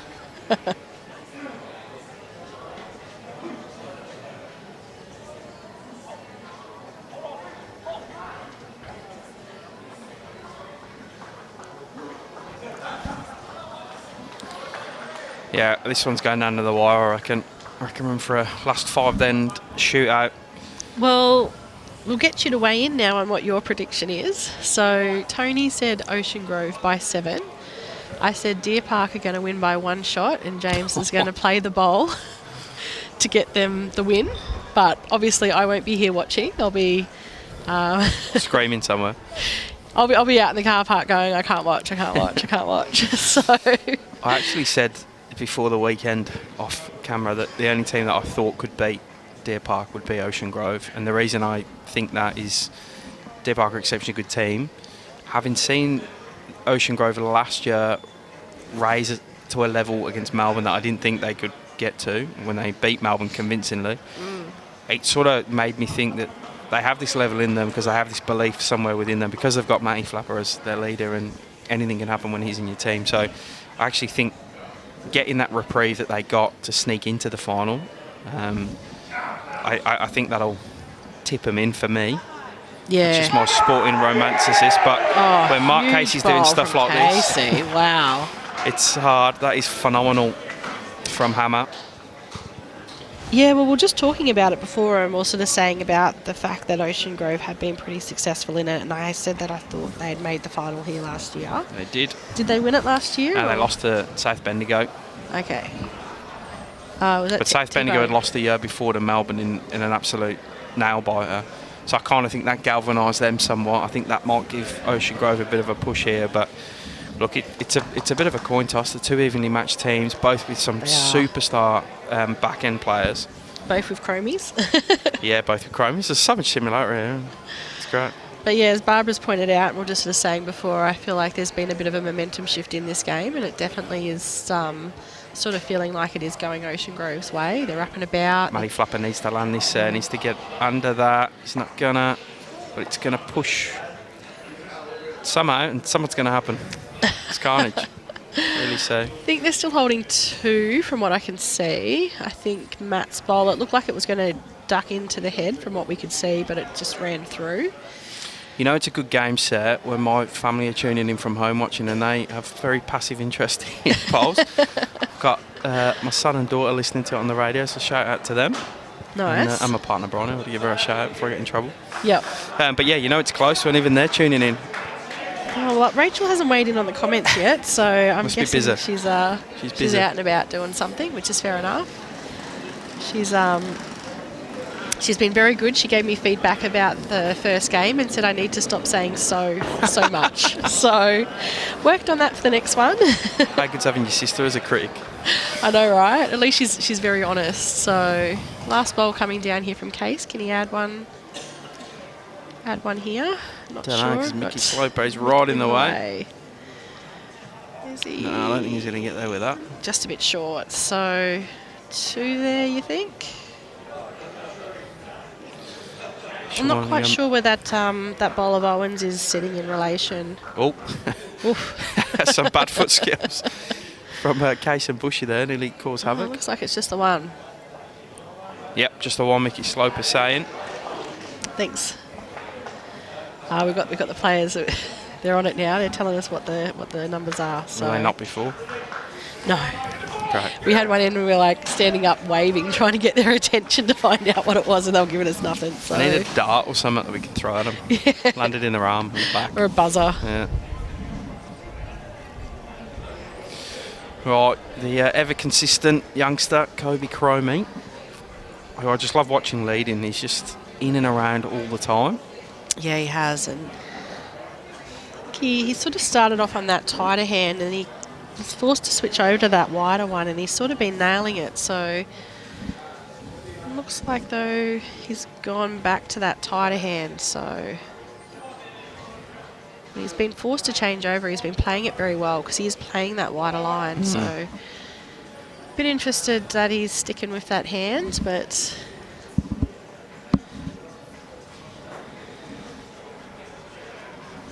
cute. Connor's mum saying, "Go Connor, make mum proud." I just said to him as I walked past him, there, mate, how are you wearing a shorts and t-shirts? And he goes, I can't play in a jumper. And I'm like, surely if there was ever an opportunity to play in a jumper, today would be it. Today would be the day. But no, he's brave. Him and J-Bar Norris rocking the shorts and t-shirts. Yeah.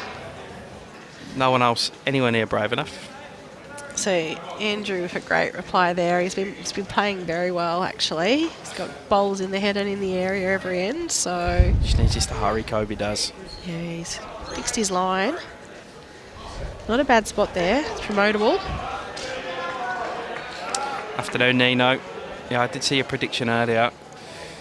Still a way to go. Anything can happen in this. Yeah, Nino predicting Deer Park by 18. Pavey picks up one more.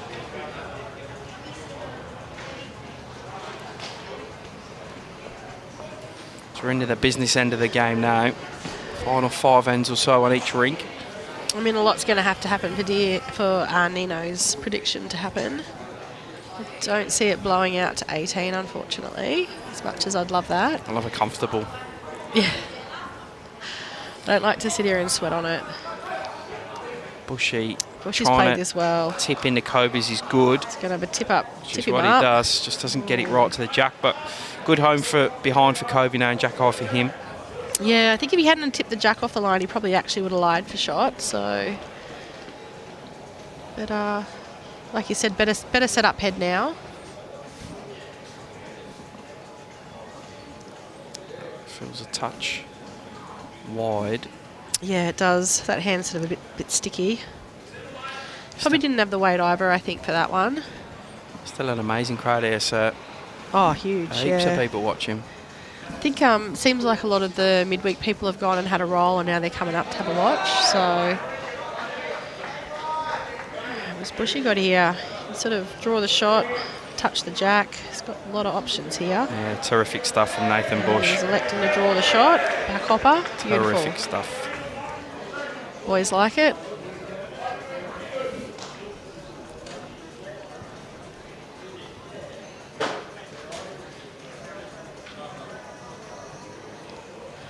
Just watching that James Pearce bowl go down. Just a bit short. I think they're holding a couple over there, so be nice if they can hold this. Again, apologies to all the Ocean Grove people at home. So I've done it numerous times commentating on Melbourne. yeah. It's not easy. No, it is a bit hard, but I'm doing the best I can to be very diplomatic with my calls. So I'll ride Ocean Grove in then just to make it even. Just to make it even. Yeah. Okay. So it was a little bit wider, a bit looser, that one of Owen, but he's ended up pumping up his own bowl and it gives him something past the jack. So gives Michael and Matt options when you got something past. I think at that point they didn't have anything past jack high, so 3 in it. It's sort of been that 3 to 5 for a while, hey? It's not really blown out past that. yeah, there was a bit of a big lead for a little bit at the start, and then Ocean Grove got their noses in front, and then Deer Park have just sort of snapped it back. So Sean Ingham adds another in there. Might see some weight from Mickey Sloper here. You can see Matty Flapper gesturing that, saying, go on, pal. Use all your force and throw one down out. That's it. Open up the head. Get that jack out. Start again.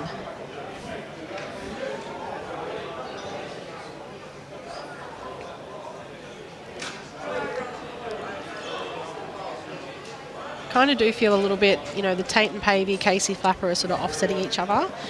So do feel a little bit like it is going to come down to that Pierce Low rink to sort of, be the difference on what happens with this game. Yep. So he's close here, sir. He's got to hold his head.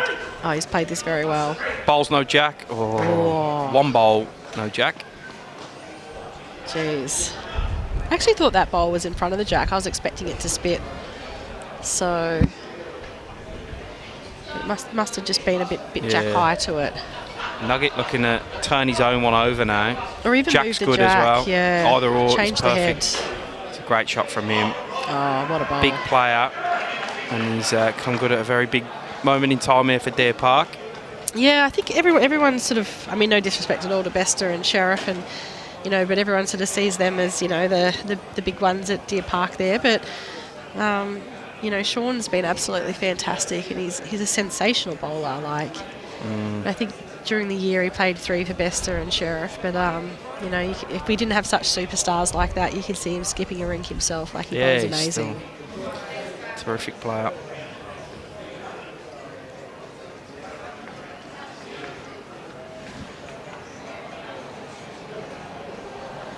So Alan's saying I can use yeah instead of so, but knowing me, I'd probably just string them together and I'd be like, yeah, so.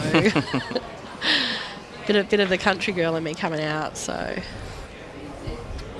Right. Similar bowl required from Mick Sloper. It's probably peeled the weight off slightly. Very well again.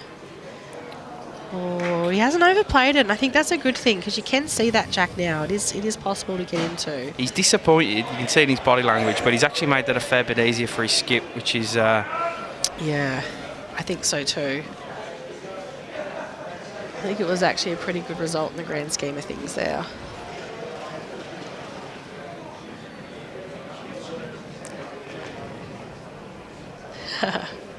Barbara's saying they're being mean to me. It's totally fine. Another one for James Pearce, a 10-8 up for him through 10 ends. And we are into the final third of the game now. This is it. We're down to the business end.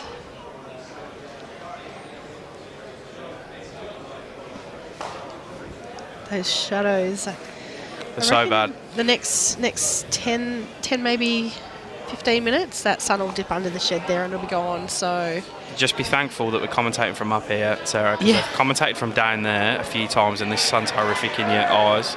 Case adds another, so it's 4 now. Yeah, that was a great little bowl he played there just to get in that gap and nestle in.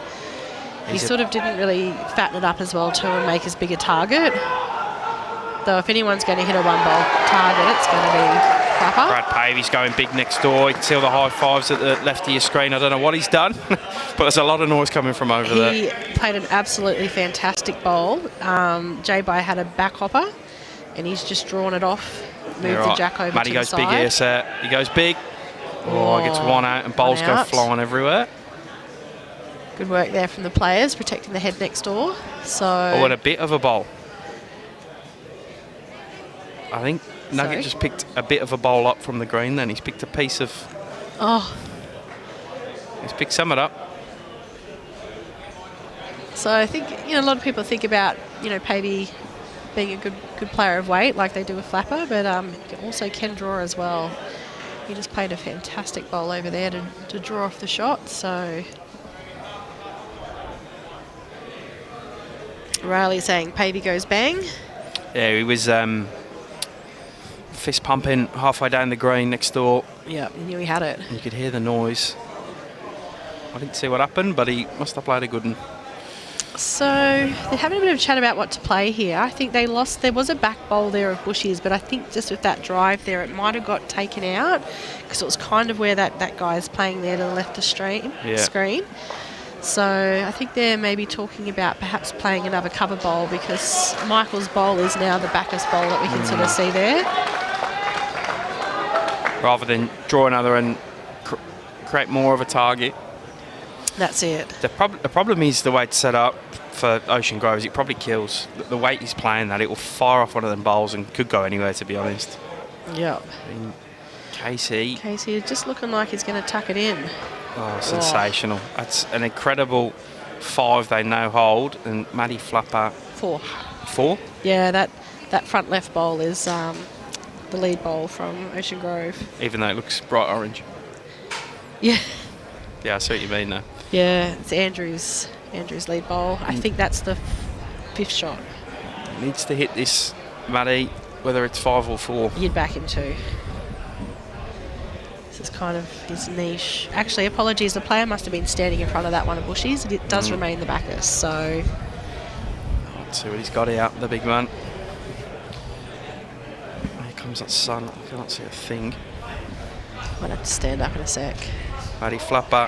Got it! Gets it. Oh. Didn't kill, and it's Well, he's gone not to that 4 down backward anymore, bushy. that's for sure. Cut out 3. 1 or 2? 1. So, Good hit from Matty Flapper. Yeah, Troy would have replayed that if it went dead, mate. yeah, there's no dead ends in the final, No dead ends at all through the tournament anyway. unless the buzzer's After the gone bell. off. Then the end that's being played, if it's killed, is respotted. So Brad Pavey picked a 2 up next door, sir. So he's now 15-7 up.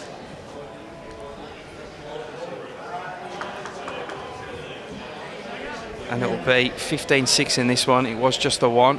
Oh, no, sorry. They've added the 1 on and got the umpire on. They got the umpire out for the big measure. Smart.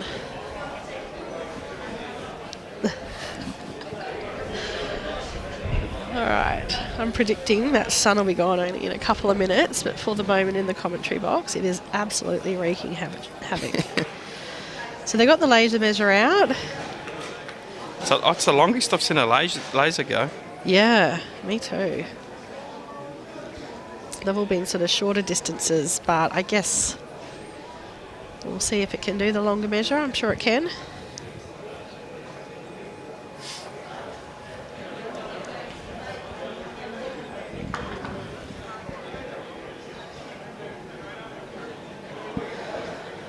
Well, I wouldn't say that Pavey's carrying the team. To be able to play the shots like that, your team's got bowls in the area. I just think he's playing a very good rink. We saw earlier on what J-By can do. So he's probably getting on the head, and he's got heads that he can turn over because they're well set up by his front end. But definitely get him some water because he is on fire. I think that's a better way to put it. Just the 1. Just the 1? 15-6.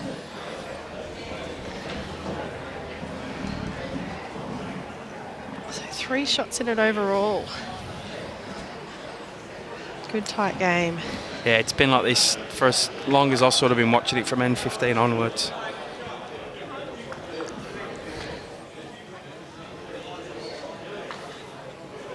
So Kobe he's sort of sticking with that hand. He's sort of playing just a touch wide on his first bowl each time. He's ending up with good weight. At least he's behind the head there, so it's not wasted.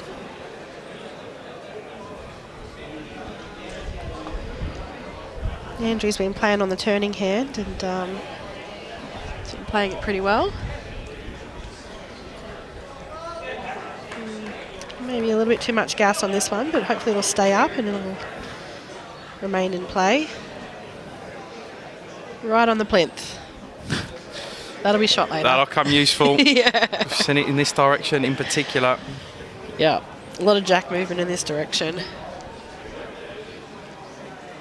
So they have gone from that, shorter end to longer end again. So bit of correction here from the bowlers.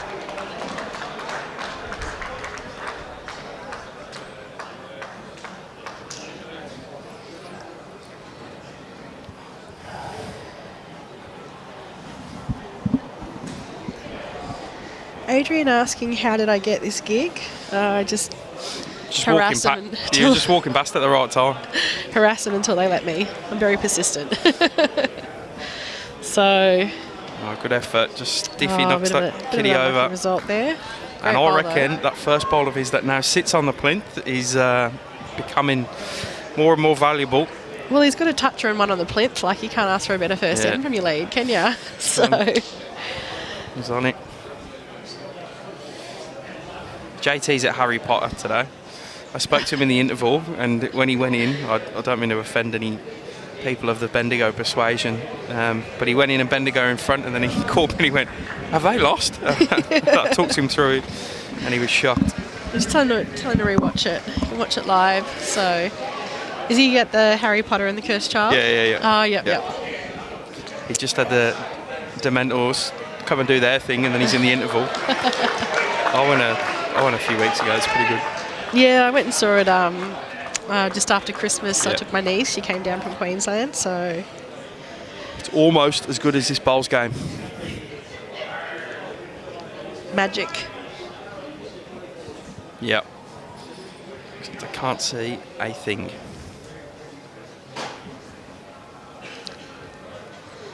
So I think this is the first time really so far that Deer Park have really dominated the end. The front end of Ocean Grove have been very consistent with their bowls in the area and the head. It's forward in it. So Within a map for Deer Park here. Are you going early at this one, Sarah, or are you being a bit more conservative? Just trying to get a Weight-wise? second shot. Yeah, are you you're 4 down, they're 4 pretty good bowls. Are you getting your second to whack this, or are you getting him just to try and get one in the area? I'd try and get my second to get one in the area. I think I don't think front end should play weight, especially you want to keep them with good touch for draw. See, I disagree. I'm calling my second to hump one down the green area and try and smash it to pieces. So, well, especially when you've got that one on the back there as well too, I guess. So, but you sort of get a feel when you've got a front end who doesn't normally drive. They're always good for one. They can normally hit one straight off the bat. It's when you start getting them to drive multiple times, they get real wayward because they just don't have the practice. But they got the adrenaline for that one, and they normally get pretty close. Let's see what Owen will do. Let's see what he's called him on. I'd say get a good second and set up a bit of a shelf to whack. Yeah, he's a bit more conservative than me. It's kind of a little bit over a single bowl target at the moment, but I still think it's there to be able to sit on those bowls or get amongst it. But as I say that, he's listened to a little bit of me and a little bit of you, and he's sailed through. So done nothing with it. Is he taking that back one out as well or not? No, still that one on the plinth. So we've got some different opinions here in the chat. Some saying the second needs to just disturb, and others saying they'd get the third to do the drive so they can draw later. So yeah, fair call. All fair. They're all. I mean, this particular head, there's not one correct answer. Sometimes there is a very correct shot to play, but I think there's a bit of everything. I'm also very aware that this game is exceptionally close, and you don't want to start dropping any form of numbers. So you probably do want to get a good second. So I get that side of the argument too. Yeah, 100%. That's what I like to. To start discussion. I also like to disagree with skip shots sometimes. Hey, I would have done this. Not that I could actually go out there and play it, but I think as well it depends a little bit on your team. Like, you've got Matt coming who can drive. Yeah, you know what I mean? Yeah. So keep the guys on the draw, keep them with that touch, keep them to that strength, building in the head. See, this is where the concern starts for me. Is when it gets blocked. Is when they start putting the short bowls in, because it's going to naturally happen, and it becomes more difficult to hit, and your draw becomes harder to get to. Yeah, there's someone who I know would whack it. It's Blake Nairn. He wouldn't. Over the fence. You'd be calling your second 100% to driving. So.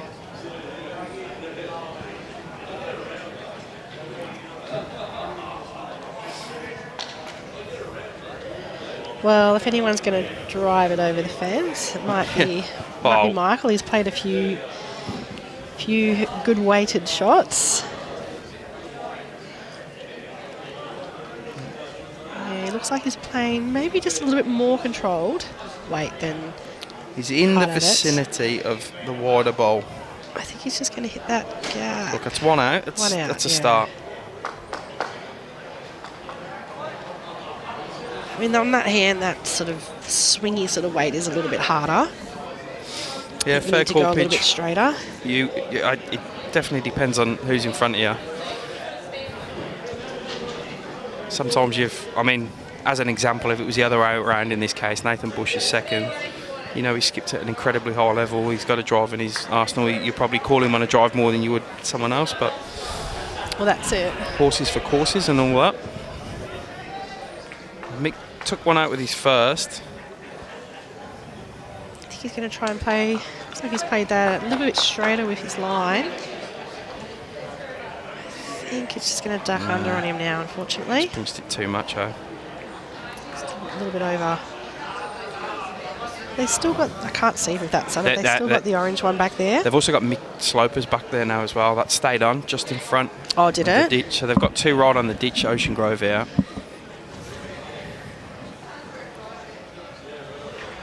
All right, another 10 minutes, I reckon that sun will be gone.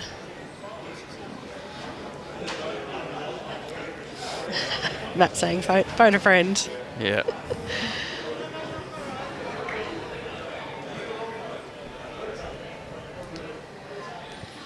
All right. Okay. Kate's probably trying to get around the back here just to cover those back ones, you'd think. Either that or he's just adding another. He's just trying to draw into the pack down here. He's going to chin the jack somewhere.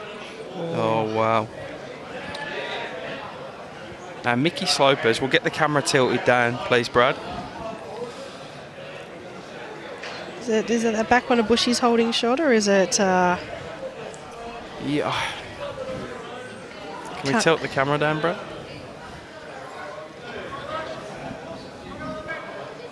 See that one of Mickey Slopers that he's brought in there? Yep.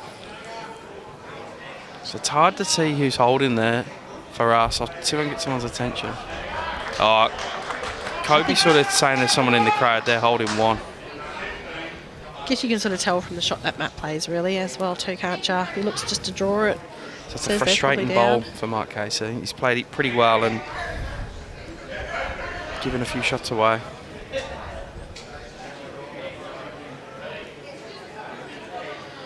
It's on the draw here, Matt. You would back him to get it. He's just got to get inside Mick's bowl. See, he's got it as a good guide. And sit down, he's good. And sit down, he's good. Yeah, flops in for shot. Stuff from... So Mark's sort of got the option here. He can sit Matt's now as well, or just look to draw it in there himself.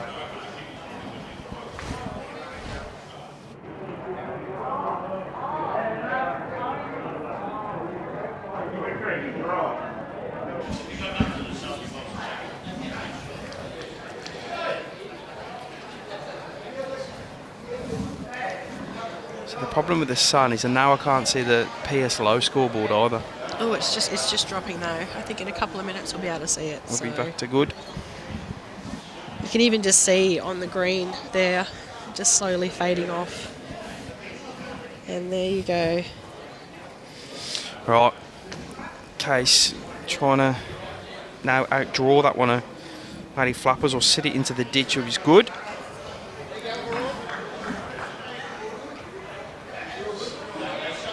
How's he gone? How's he gone? Whoa. Yeah, well, it's worked for... No, they're that's down now. The Ocean Grove bowl that's come forward, eh? Yeah, that's the one of Andrew, which ironically was the one in the first place that kicked the jack over to Kobe's and gave Deer Park the start to the end that they got. So, I mean, myself personally, when it happens to me, I'm like, well, easy come, easy go.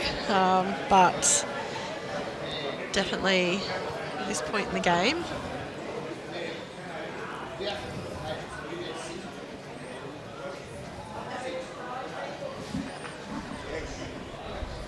so really Matt's just looking to play something similar to his last. Doesn't reach for that. Let's wait for the players to confirm it is two. Sure is. And we are pretty close again here, sir. Been close for a while. I think there's one to go on for James Pearce, but the sun's pretty much... We can't even see that scoreboard now, so just bear with us while that sun disappears and can update that. We're all... Brad Pavey's picked another one up for 16-7 next door. After 12. So we're all tied up. But there's definitely a score or two to go on the James Pearce Peter Lowe game. We just cannot see the scoreboard. But thankfully, the sun has dipped and we can sit down again and be able to see the screens and see the green, and I can put my scarf back on my legs because it's freezing. I'm very glad I picked out my biggest scarf to bring today because it's doubling up as a blanket.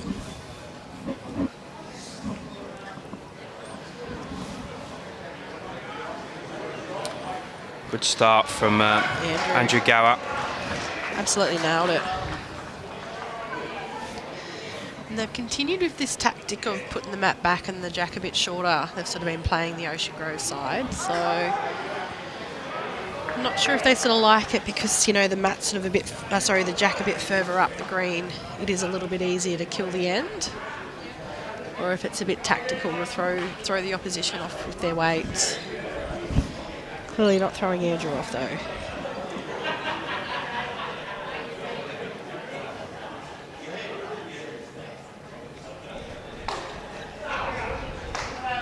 Yeah, good double up from Andrew. Yeah. Superb leading. Good home, the old one-on-one behind adage. And I think as well too, especially when you're sort of playing at this level, one-on-one behind is pretty important as well. you don't want to be too far behind and overcook it and have it, several metres through. But your first one on and your next one about, 2 foot to a metre through is a really good second bowl at this level. From young Kobe. Yeah, he's been correcting very well.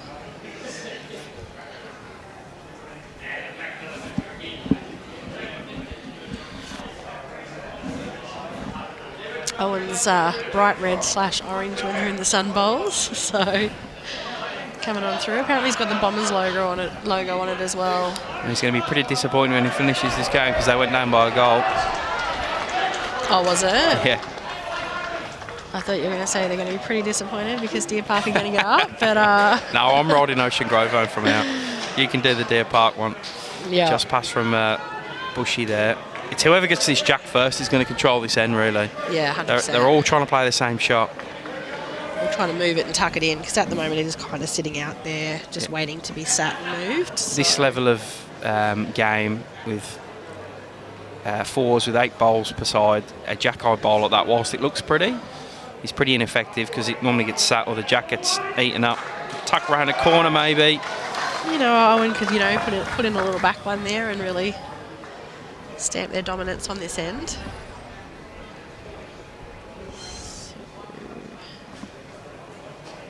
Close. Bush has played this very well. Nathan Bush, superb. Yeah, what a brilliant bowl by Bushy. Superb. He's got that one behind as well now too to catch it if there's any significant movement on the jack, and one right on. So. Mick's just got to play a little draw in here. Just give it a tap and try and spring it back to Owen's second bowl, which is in a pretty good position just behind the head for Ocean Grove. So it's a wide open end still. Yeah. It's pretty well set up for Ocean Grove as well too to make something happen. So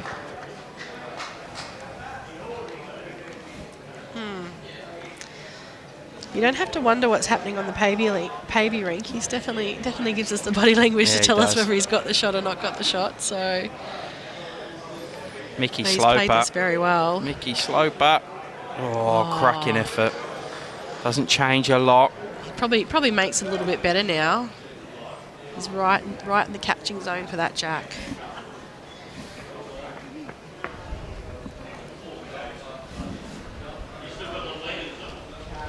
I might just send out a quick text and see if I can get someone from behind there. I think it's 11:10 after 12. In fact, I'm convinced it's 11:10 after 12. It is. Oh, you got it? Yeah. So there's 1 to go on for Deer Park and 2 for Ocean Grove, which will put Ocean Grove in front, Sarah. Yeah. Well, they have been in front as well, so not the first time.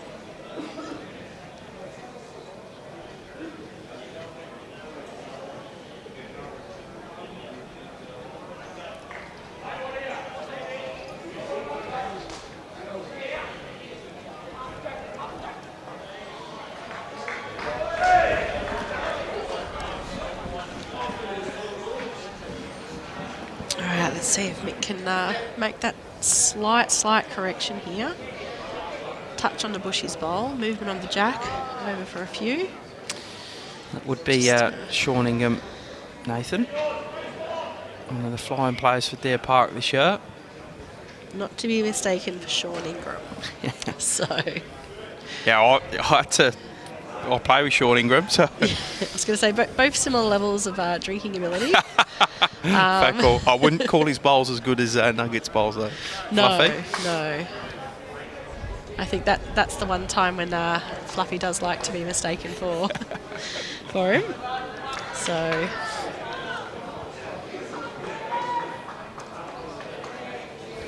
But I think it's part and parcel of bowls anyway, isn't it? Being able to have a drink or two. So. With your teammates and with your opposition after the game.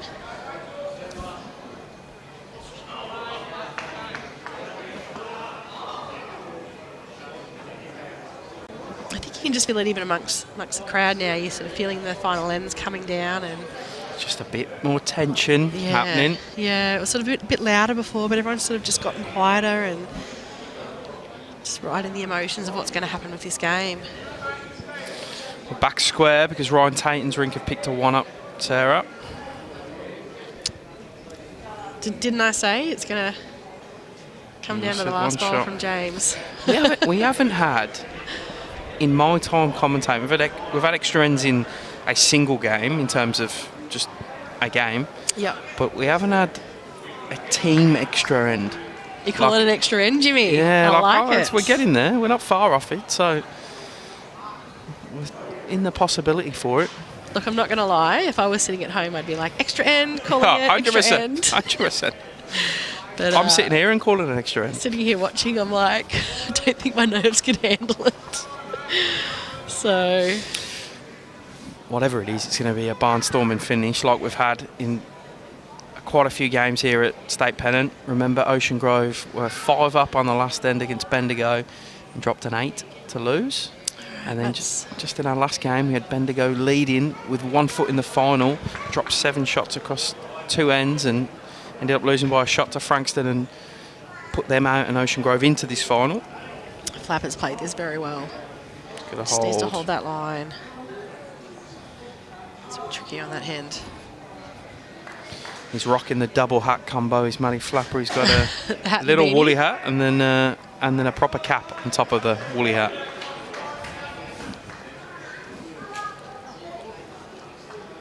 Right, I wonder what the boys are talking about here, shot selection wise. I mean, it didn't really look like there was anything on, but I've called Case down to have a look. They're probably just worried where they drop numbers. Yeah. The jack's slightly back at 2 feet. They probably do, like straight down the line, which is going to be very hard for it to get there. They drop a few. Well, Flap's got no more bowls, so I think it's more about where not to give the shot away to and drop numbers, maybe. I reckon someone's having a dig at you in the comments there because I know what happened in that. I think I said earlier, Sonia, let's not talk about that. So...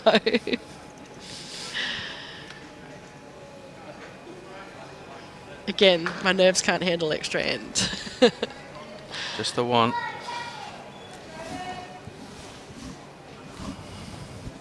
The funny part is too, we're here underneath the heater. Imagine how cold it is out there. I've been out there. It isn't pleasant. It isn't, no. A woolly hat's a beanie, isn't it? Woolly hat, same thing. A beanie for me is the big one. Is it a beanie or has it got a peak? No, it's not got a peak. So No, what Case is wearing currently, for me that's a woolly hat. But a beanie is the big ones with the big bobble on it. That's a beanie in England anyway. Oh, okay. Yeah. They've all just been beanies to me. So I'm with you, Alana. And for a fact, it's yogurt and not yogurt. So we'll just end that one wrong. Look, I'm not one who's ever going to argue about pronunciations, let me tell you. King's English. I got absolutely roasted on the way up for calling it Kinnerton. Apparently it's Kyneton. Oh, Kyneton. Yeah. That is a tough one though. I don't know how that's pronounced Kyneton. So my pronunciation isn't great at the best of times. So you're not going to get any pushback from me. Oh, Deer Park. Back to one in front.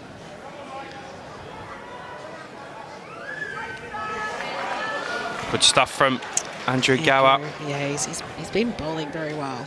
I've got to say, he's probably been better than Kobe since I've jumped on commentary, which has been the last 4 or 5 ends. Yeah, look, I don't often see Kobe lose a battle up front either. As Peter Lowe has drawn shot with his bright pink bowl 2 rinks over, to much applause from the Ocean Grove crew. There's still a couple of bowls of snorkels, James Pearce to come, and one of Loe's, so plenty more to happen over there. But it's getting to that point in the game, Sarah, where it'll slow down. Every bowl will really, really matter, and it'll go shot for a while. Yeah, 100%. I mean, they do have options over there too, like he's touching onto that jack. Yeah. Any contact on it, he can spit it over to those crisp ball bowls that are sitting there waiting to catch. So another good one from Andrew. Yeah, matching the back one Go of Kobe's. But yeah, strap in, because this is going to be a wild ride home, I reckon.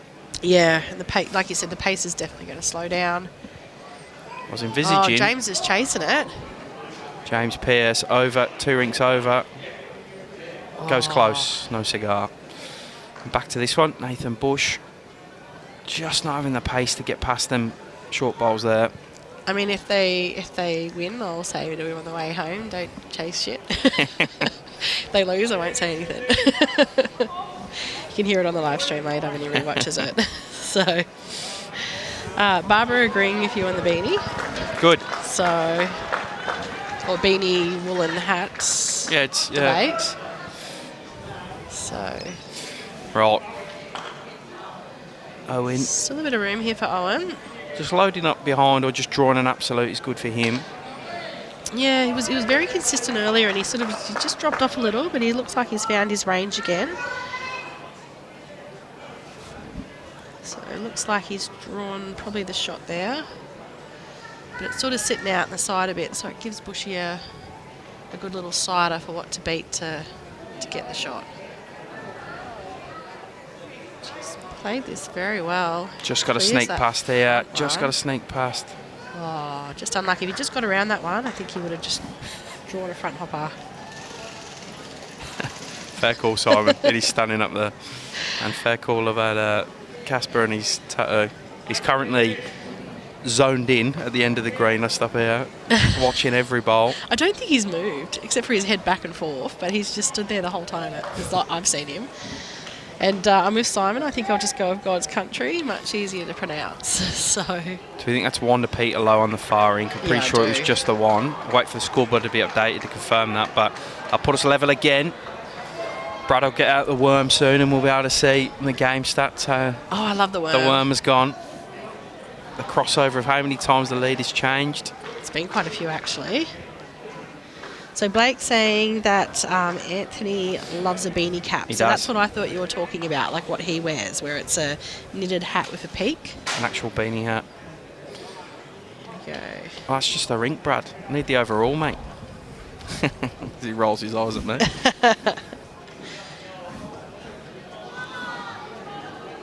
6 ends left. Possibly an extra end to go on each rink as well, if we stay locked in like we are. You'll have to get Tony over to finish the commentary. I honestly won't be able to watch it, I think. Would you want to go watch the last 5 ends and I'll get Tony over now? No, I'm good. You sure? Well, I've got my superstition. All right. So, just tell me.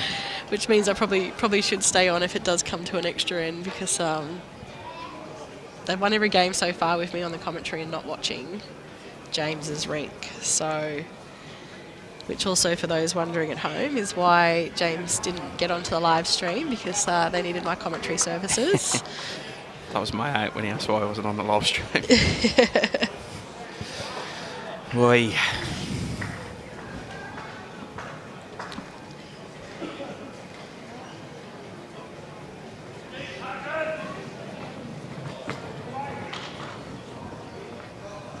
Alright, Michael's been kind of done something with his first bowl every time he's got on the mat, so probably backing him to draw this one here. He's played that hand well as well too, but potentially just a little bit far out to get under that bowl, down to the jack. Yeah, he needed to be that far underneath it. Yeah. As far as he was wide of it. Great weight though, so I didn't entirely jinx him. Reckon there's 3 or 4 coming for Deer Park on the Tainton Rink. Well, I'm hoping 4, if I'm being honest. It's definitely 3, and I think they're measuring for 4. It's a bit of a big pick-up at this point in the game. Huge. Playing a bit of weight there, which is interesting. I guess they've sort of got the option to. Well, if they punch that through and then theirs will come forward, like it's their 3, it's a good shot. It's a good percentage shot. Yeah. Oh, we've got Tara tuning in from Queensland. So her and Robbie Briglia made the move up there a couple of years ago now, and they're already dominating the bowl circuit, so which is lovely to see. Oh, Mickey Slover nearly tipped Nathan Bush in then. Just still waiting for the result of that measure next door on the Tainton Rink. 3. 3. 3 to Ryan Tainton and his crew. They put in that 3-shot lead again, so they go into their last end next door. And we've got this plus 1 more left on the PS Rink. And also the Casey Flapper Rink, which we are watching. Mark Casey looks to be good for what he wants to do. Now needs the result, gets the result. Both the Ocean Grove bowls go. Both of them at the head. That is huge. That could be 4. I think that back one there, though, of Owen's. I think that might be holding out that front one of Bushy's. So maybe 3. I think he's got to whack this, Matty Flapper, and 3. try and 100%. get bowls out the head. And he's sort of got a bit of split there as well too. You know, he's also could get the bowls and then split them, run through onto the jack, trail it up to Owen's bowl there. I hope I'm painting that picture well enough for those at home. I can definitely see it. They're urging you to get out of commentary now. Right, big bowl from big game player, Matty Flapper now. How do you go, Sarah? He's got weight. He's played it well. Now what's going to happen with the result? Oh. Well, they all went. Yeah, they all went bar 1, so it's not the worst result ever. Anything could have happened there. I mean, you got a couple of options here, right? Because Matt's still got one to come and you would back him to draw it. But if they can sit through that bowl of Owens, it'll probably bring in that back bowl of Sean's and they'd be holding 3. I'm not convinced. But it would be a very loose 3. I'm not convinced that front bowl shot. No, I'm liking Owens at the back there. I reckon it's a coin toss, but I'm favouring Owens at the back, just judging by my stand up and look on the side angle. So I reckon if Case plays it here and sits that one through, he can make 3. But as I said, Flapper would have a lot of room there to draw it on his last, which you'd generally back him to do.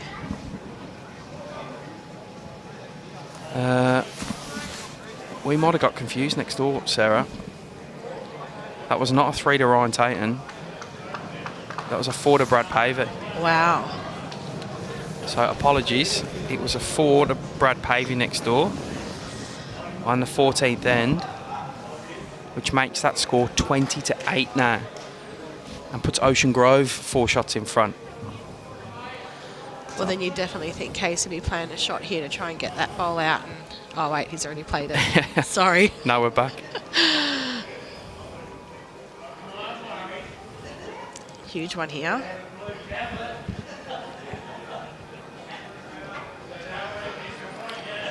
He's got on a good track. It's all about the legs now. Yeah, Mickey Slobbert urging it. Urging it. So's Matty Flapper. Doesn't want to tip that. Whoa. Oh, no. Probably is safe to say now it's 1. Is that Kobe getting the mat? Yeah. Judging by the reaction, I think it might have been 1 anyway to their part. Yeah. Wow. Here we go. Here we go. So the way this will finish is Brad Pavey's Rink will finish their end first. They're further ahead. Then it will be the live stream Rink here that'll finish. And about 4 or 5 bowls behind will be the PSLO Rink. What we'll do, we're not going to have enough time to move the cameras behind the head, but we'll continue the commentary. And we'll get our middle cameras to face out to them to call us through them last few bowls. That's the way it's going to finish.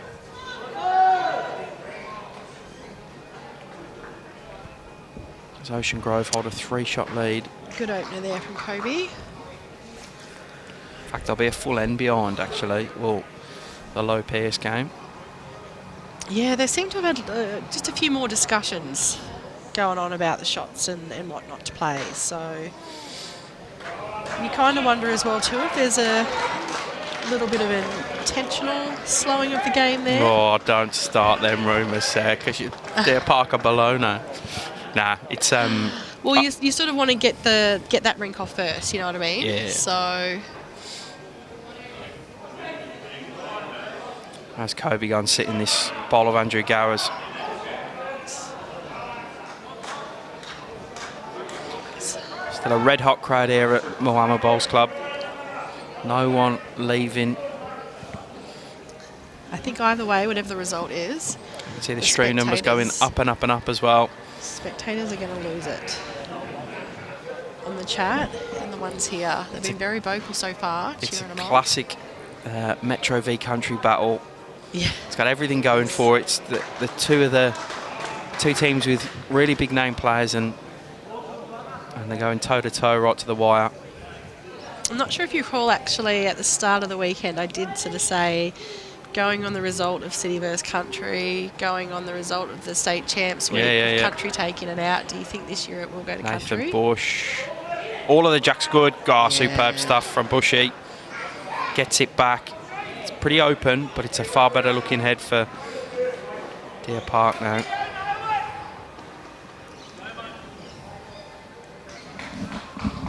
think that's pretty uncalled for, Mary. So.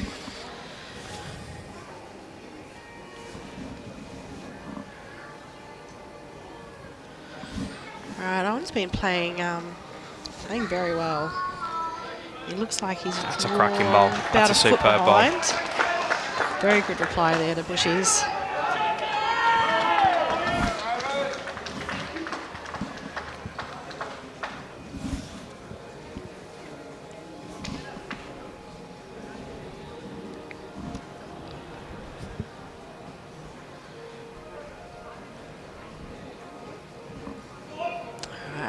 Bushies had a change of hand. No, he did play that hand, didn't he? Yeah, he went close there. He's in a good spot though. Standing up, promotable. Kind of blocks the jack a little bit from the other end when you're standing there on the mat. Can't quite see what's happening on the Pierce low rink, but James has his last bowl to come, last bowl of the end. Can't see the jack over there. I think so. They did have two, and they were two of Larry's bowls, and I think that pink bowl is just on top of it. Okay. But I'm not sure that the head's really set up enough. Owen Clark, they are two superb bowls. Top stuff from the second for Ocean Grove. Yeah, they're obviously holding because James has put it in short. I think it was a very dangerous head for them to not touch anything. So again, no signal. Come on. What it was. Come on, lads, give us a clue. Deer Parker putting the mat down. Waving at him? No. It Look, does. I think it was two, but I'm not sure. Don't quote me on that. I'll wait to see what the scoreboard does. All right. Chris Ball is going to do the scoreboard for us now. Thank you, mate. They'll be on their last end now as well. Just the one, I think, sir. 12-11. James Pearce over there. Just a bit of wishful thinking from me then. Right, we're right into it now. Two shots the difference. Bit of a tough result there for Sean. I feel warm now. I'm that excited for the finish of this game. I'll try and call you through. We'll try and call you through what's happening next door on the Pavey Tainton rink because they're slightly ahead of where we're at on this rink. We'll try and do everything so you're fully informed. Ryan Tainton has drawn pretty close to the jack. I think they're holding three now. So Pavey's got a one bowl to left. come. Just Tainton. Yeah, Tainton's got another one there as well too. I think that was his first bowl. Yeah. Pavey went very close on his first one actually. He actually just got the wrong side of that orange bowl. Jack for Mickey Sloper's gold here, but he's going to just tickle it the wrong way. He's had a few of those. He's just got the jack the wrong way. Sean Ingham. White bowl there, hold shot. Brad Pavey on the rink next door. We think he's three down. Slight correction from what he played. He likes it. He's chasing it. Brad Pavey next door. We think he's three down. He's close to the jack. Whoa. He's touched the jack. The heads have gone down for the Ocean Grove crew. I think he's two down now, but still. Bowl to come from Ryan. They're probably talking maybe about how they could bring another one in. Maybe if they do sit that one of Pavey's that's just come down, it might bring in that side bowl or it might count.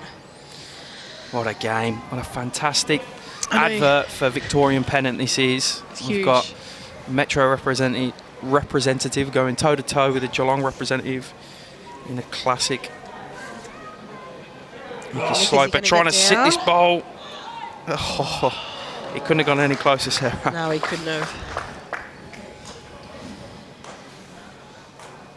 Okay, we're both standing up now because we're on the edge of our seats. And also, you're just watching every rink, every bowl, just seeing what's happening because every bowl is... It's like Larry Donohue's drawn shot on the far rink in the Peter Lowe Pierce. The seconds have just about completed their bowls. One more to come. They're still debating what to play next door on the Tainton Pavey rink. We think it's currently 2 to Deer Park with only the one bowl left to come of Ryan Tainton. And I guess he'd probably be trying to do everything he can for the overall to be able to get another one in there to count with his last bowl as well. So Casey's trying to get towards the back to cover off any jack movement. He probably just maybe a metre short than where he wanted to be.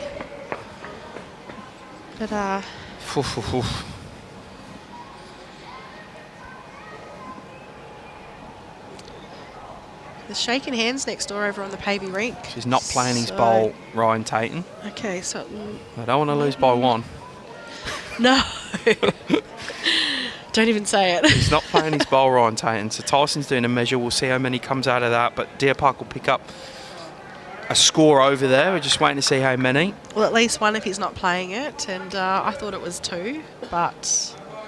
They're going to get an umpiring over there. So a bit more drama.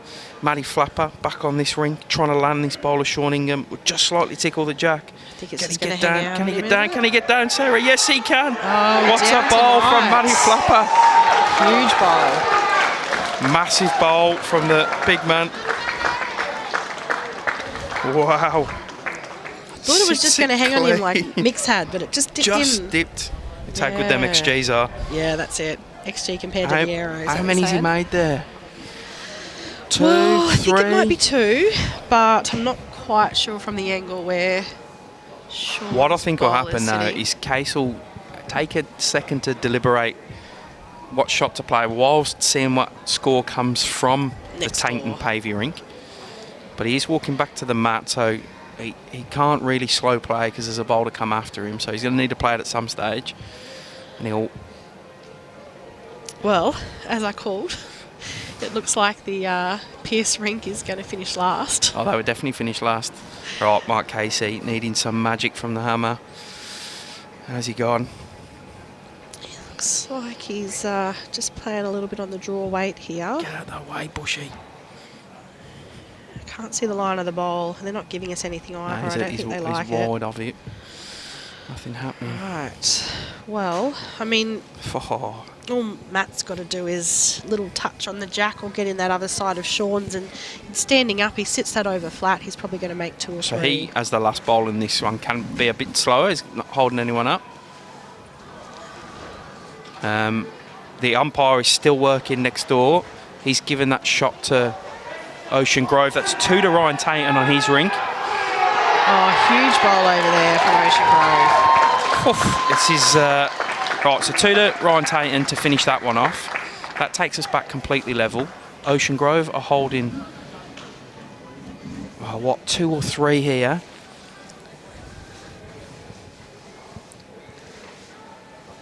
And then Do we get a signal on what it does? No, they're still doing it. I think they're saying...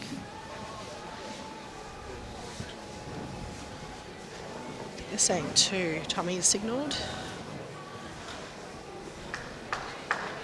it's absolute confusion out there. Confusion in here.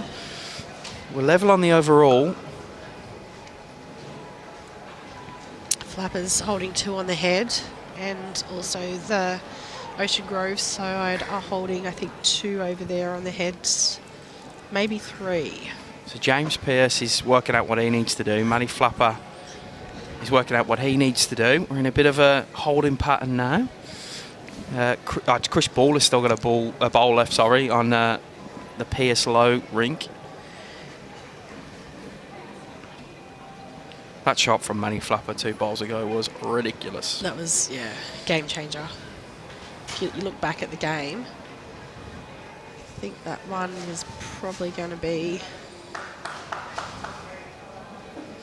Right, Chris Ball has had a go at trying to reduce the deficit on the Peter Lowe James Pearce rink.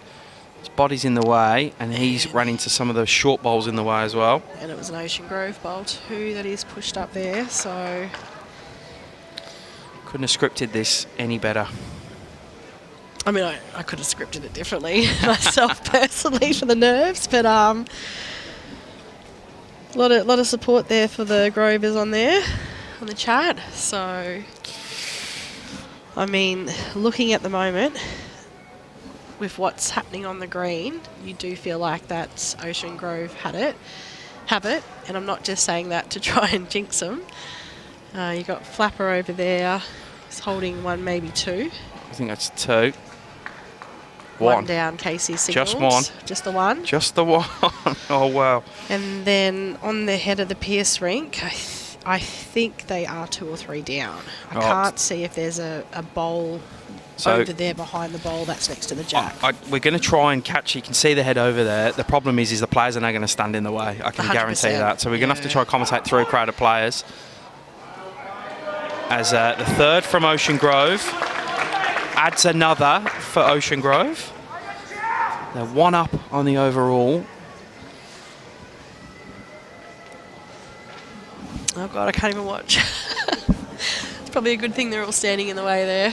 So I think we'll just be able to tell at this point from the players' reactions, won't we? Just making sure all the scores are right. Yep, they are.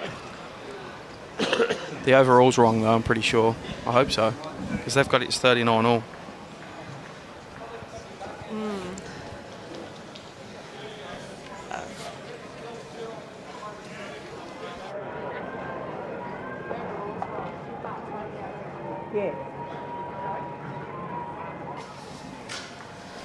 All right, the players have moved out of the way, so that's very respectful of them. And maybe my prediction will come correct. And James will win it on his last bowl. Playing weight though, so... Oh, he hasn't got anything there. Whew, one to come. Yeah, I think their overall is wrong.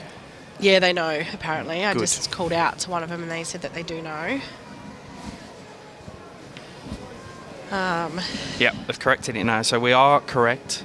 It is 40-39 to Ocean Grove. This is the last end. And everybody in the comments, you don't have to apologise for going for Ocean Grove. Just as I don't have to apologise for cheering for Deer Park. We've all got our allegiances. So either way, it's been an absolutely cracking game of bowls. What Peter Lowe doesn't want to do here, Sarah, is give James something to sit on.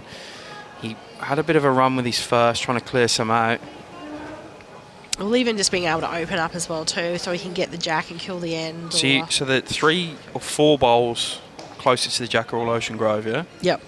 Yeah, I think it's just this side one over here is Larry's, but Tommy's are both short. Larry's is short, but it was the shot, but they trailed it away. And Chris has got the one short, and I think he put one in the ditch. So it's definitely very heavily dominated there by Ocean Grove, and it's going to take a huge bowl here from James to be able to make something happen. But I did call it. I'm backing him in. Right, I'll have a chat. The guys from Deer Park, you can see Tom Hicks, Chris Ball and James Pearce there having a little chin wag. It's not a very well set up head for him. So it's hard to see because from the angle we're standing, I'm thinking, why does he just draw this on the backhand? Yeah, well, I even think the forehand, that's where they sort of got the bowl and the trail anyway, but I just can't see, like the jack looks like it's off the line. It is the furthest rink that is away from us, so it is a little bit hard to see. It looks like the jack is off the line there, and it looks like there is maybe about half a foot of space to be able to draw into, you reckon? Which normally I'd back him to do, but he has gone weight with his first one, so...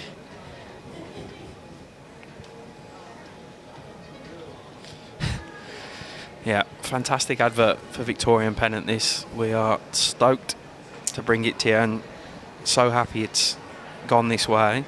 Yes. Bowls and Victorian Bowls is the winner here for sure. Yeah.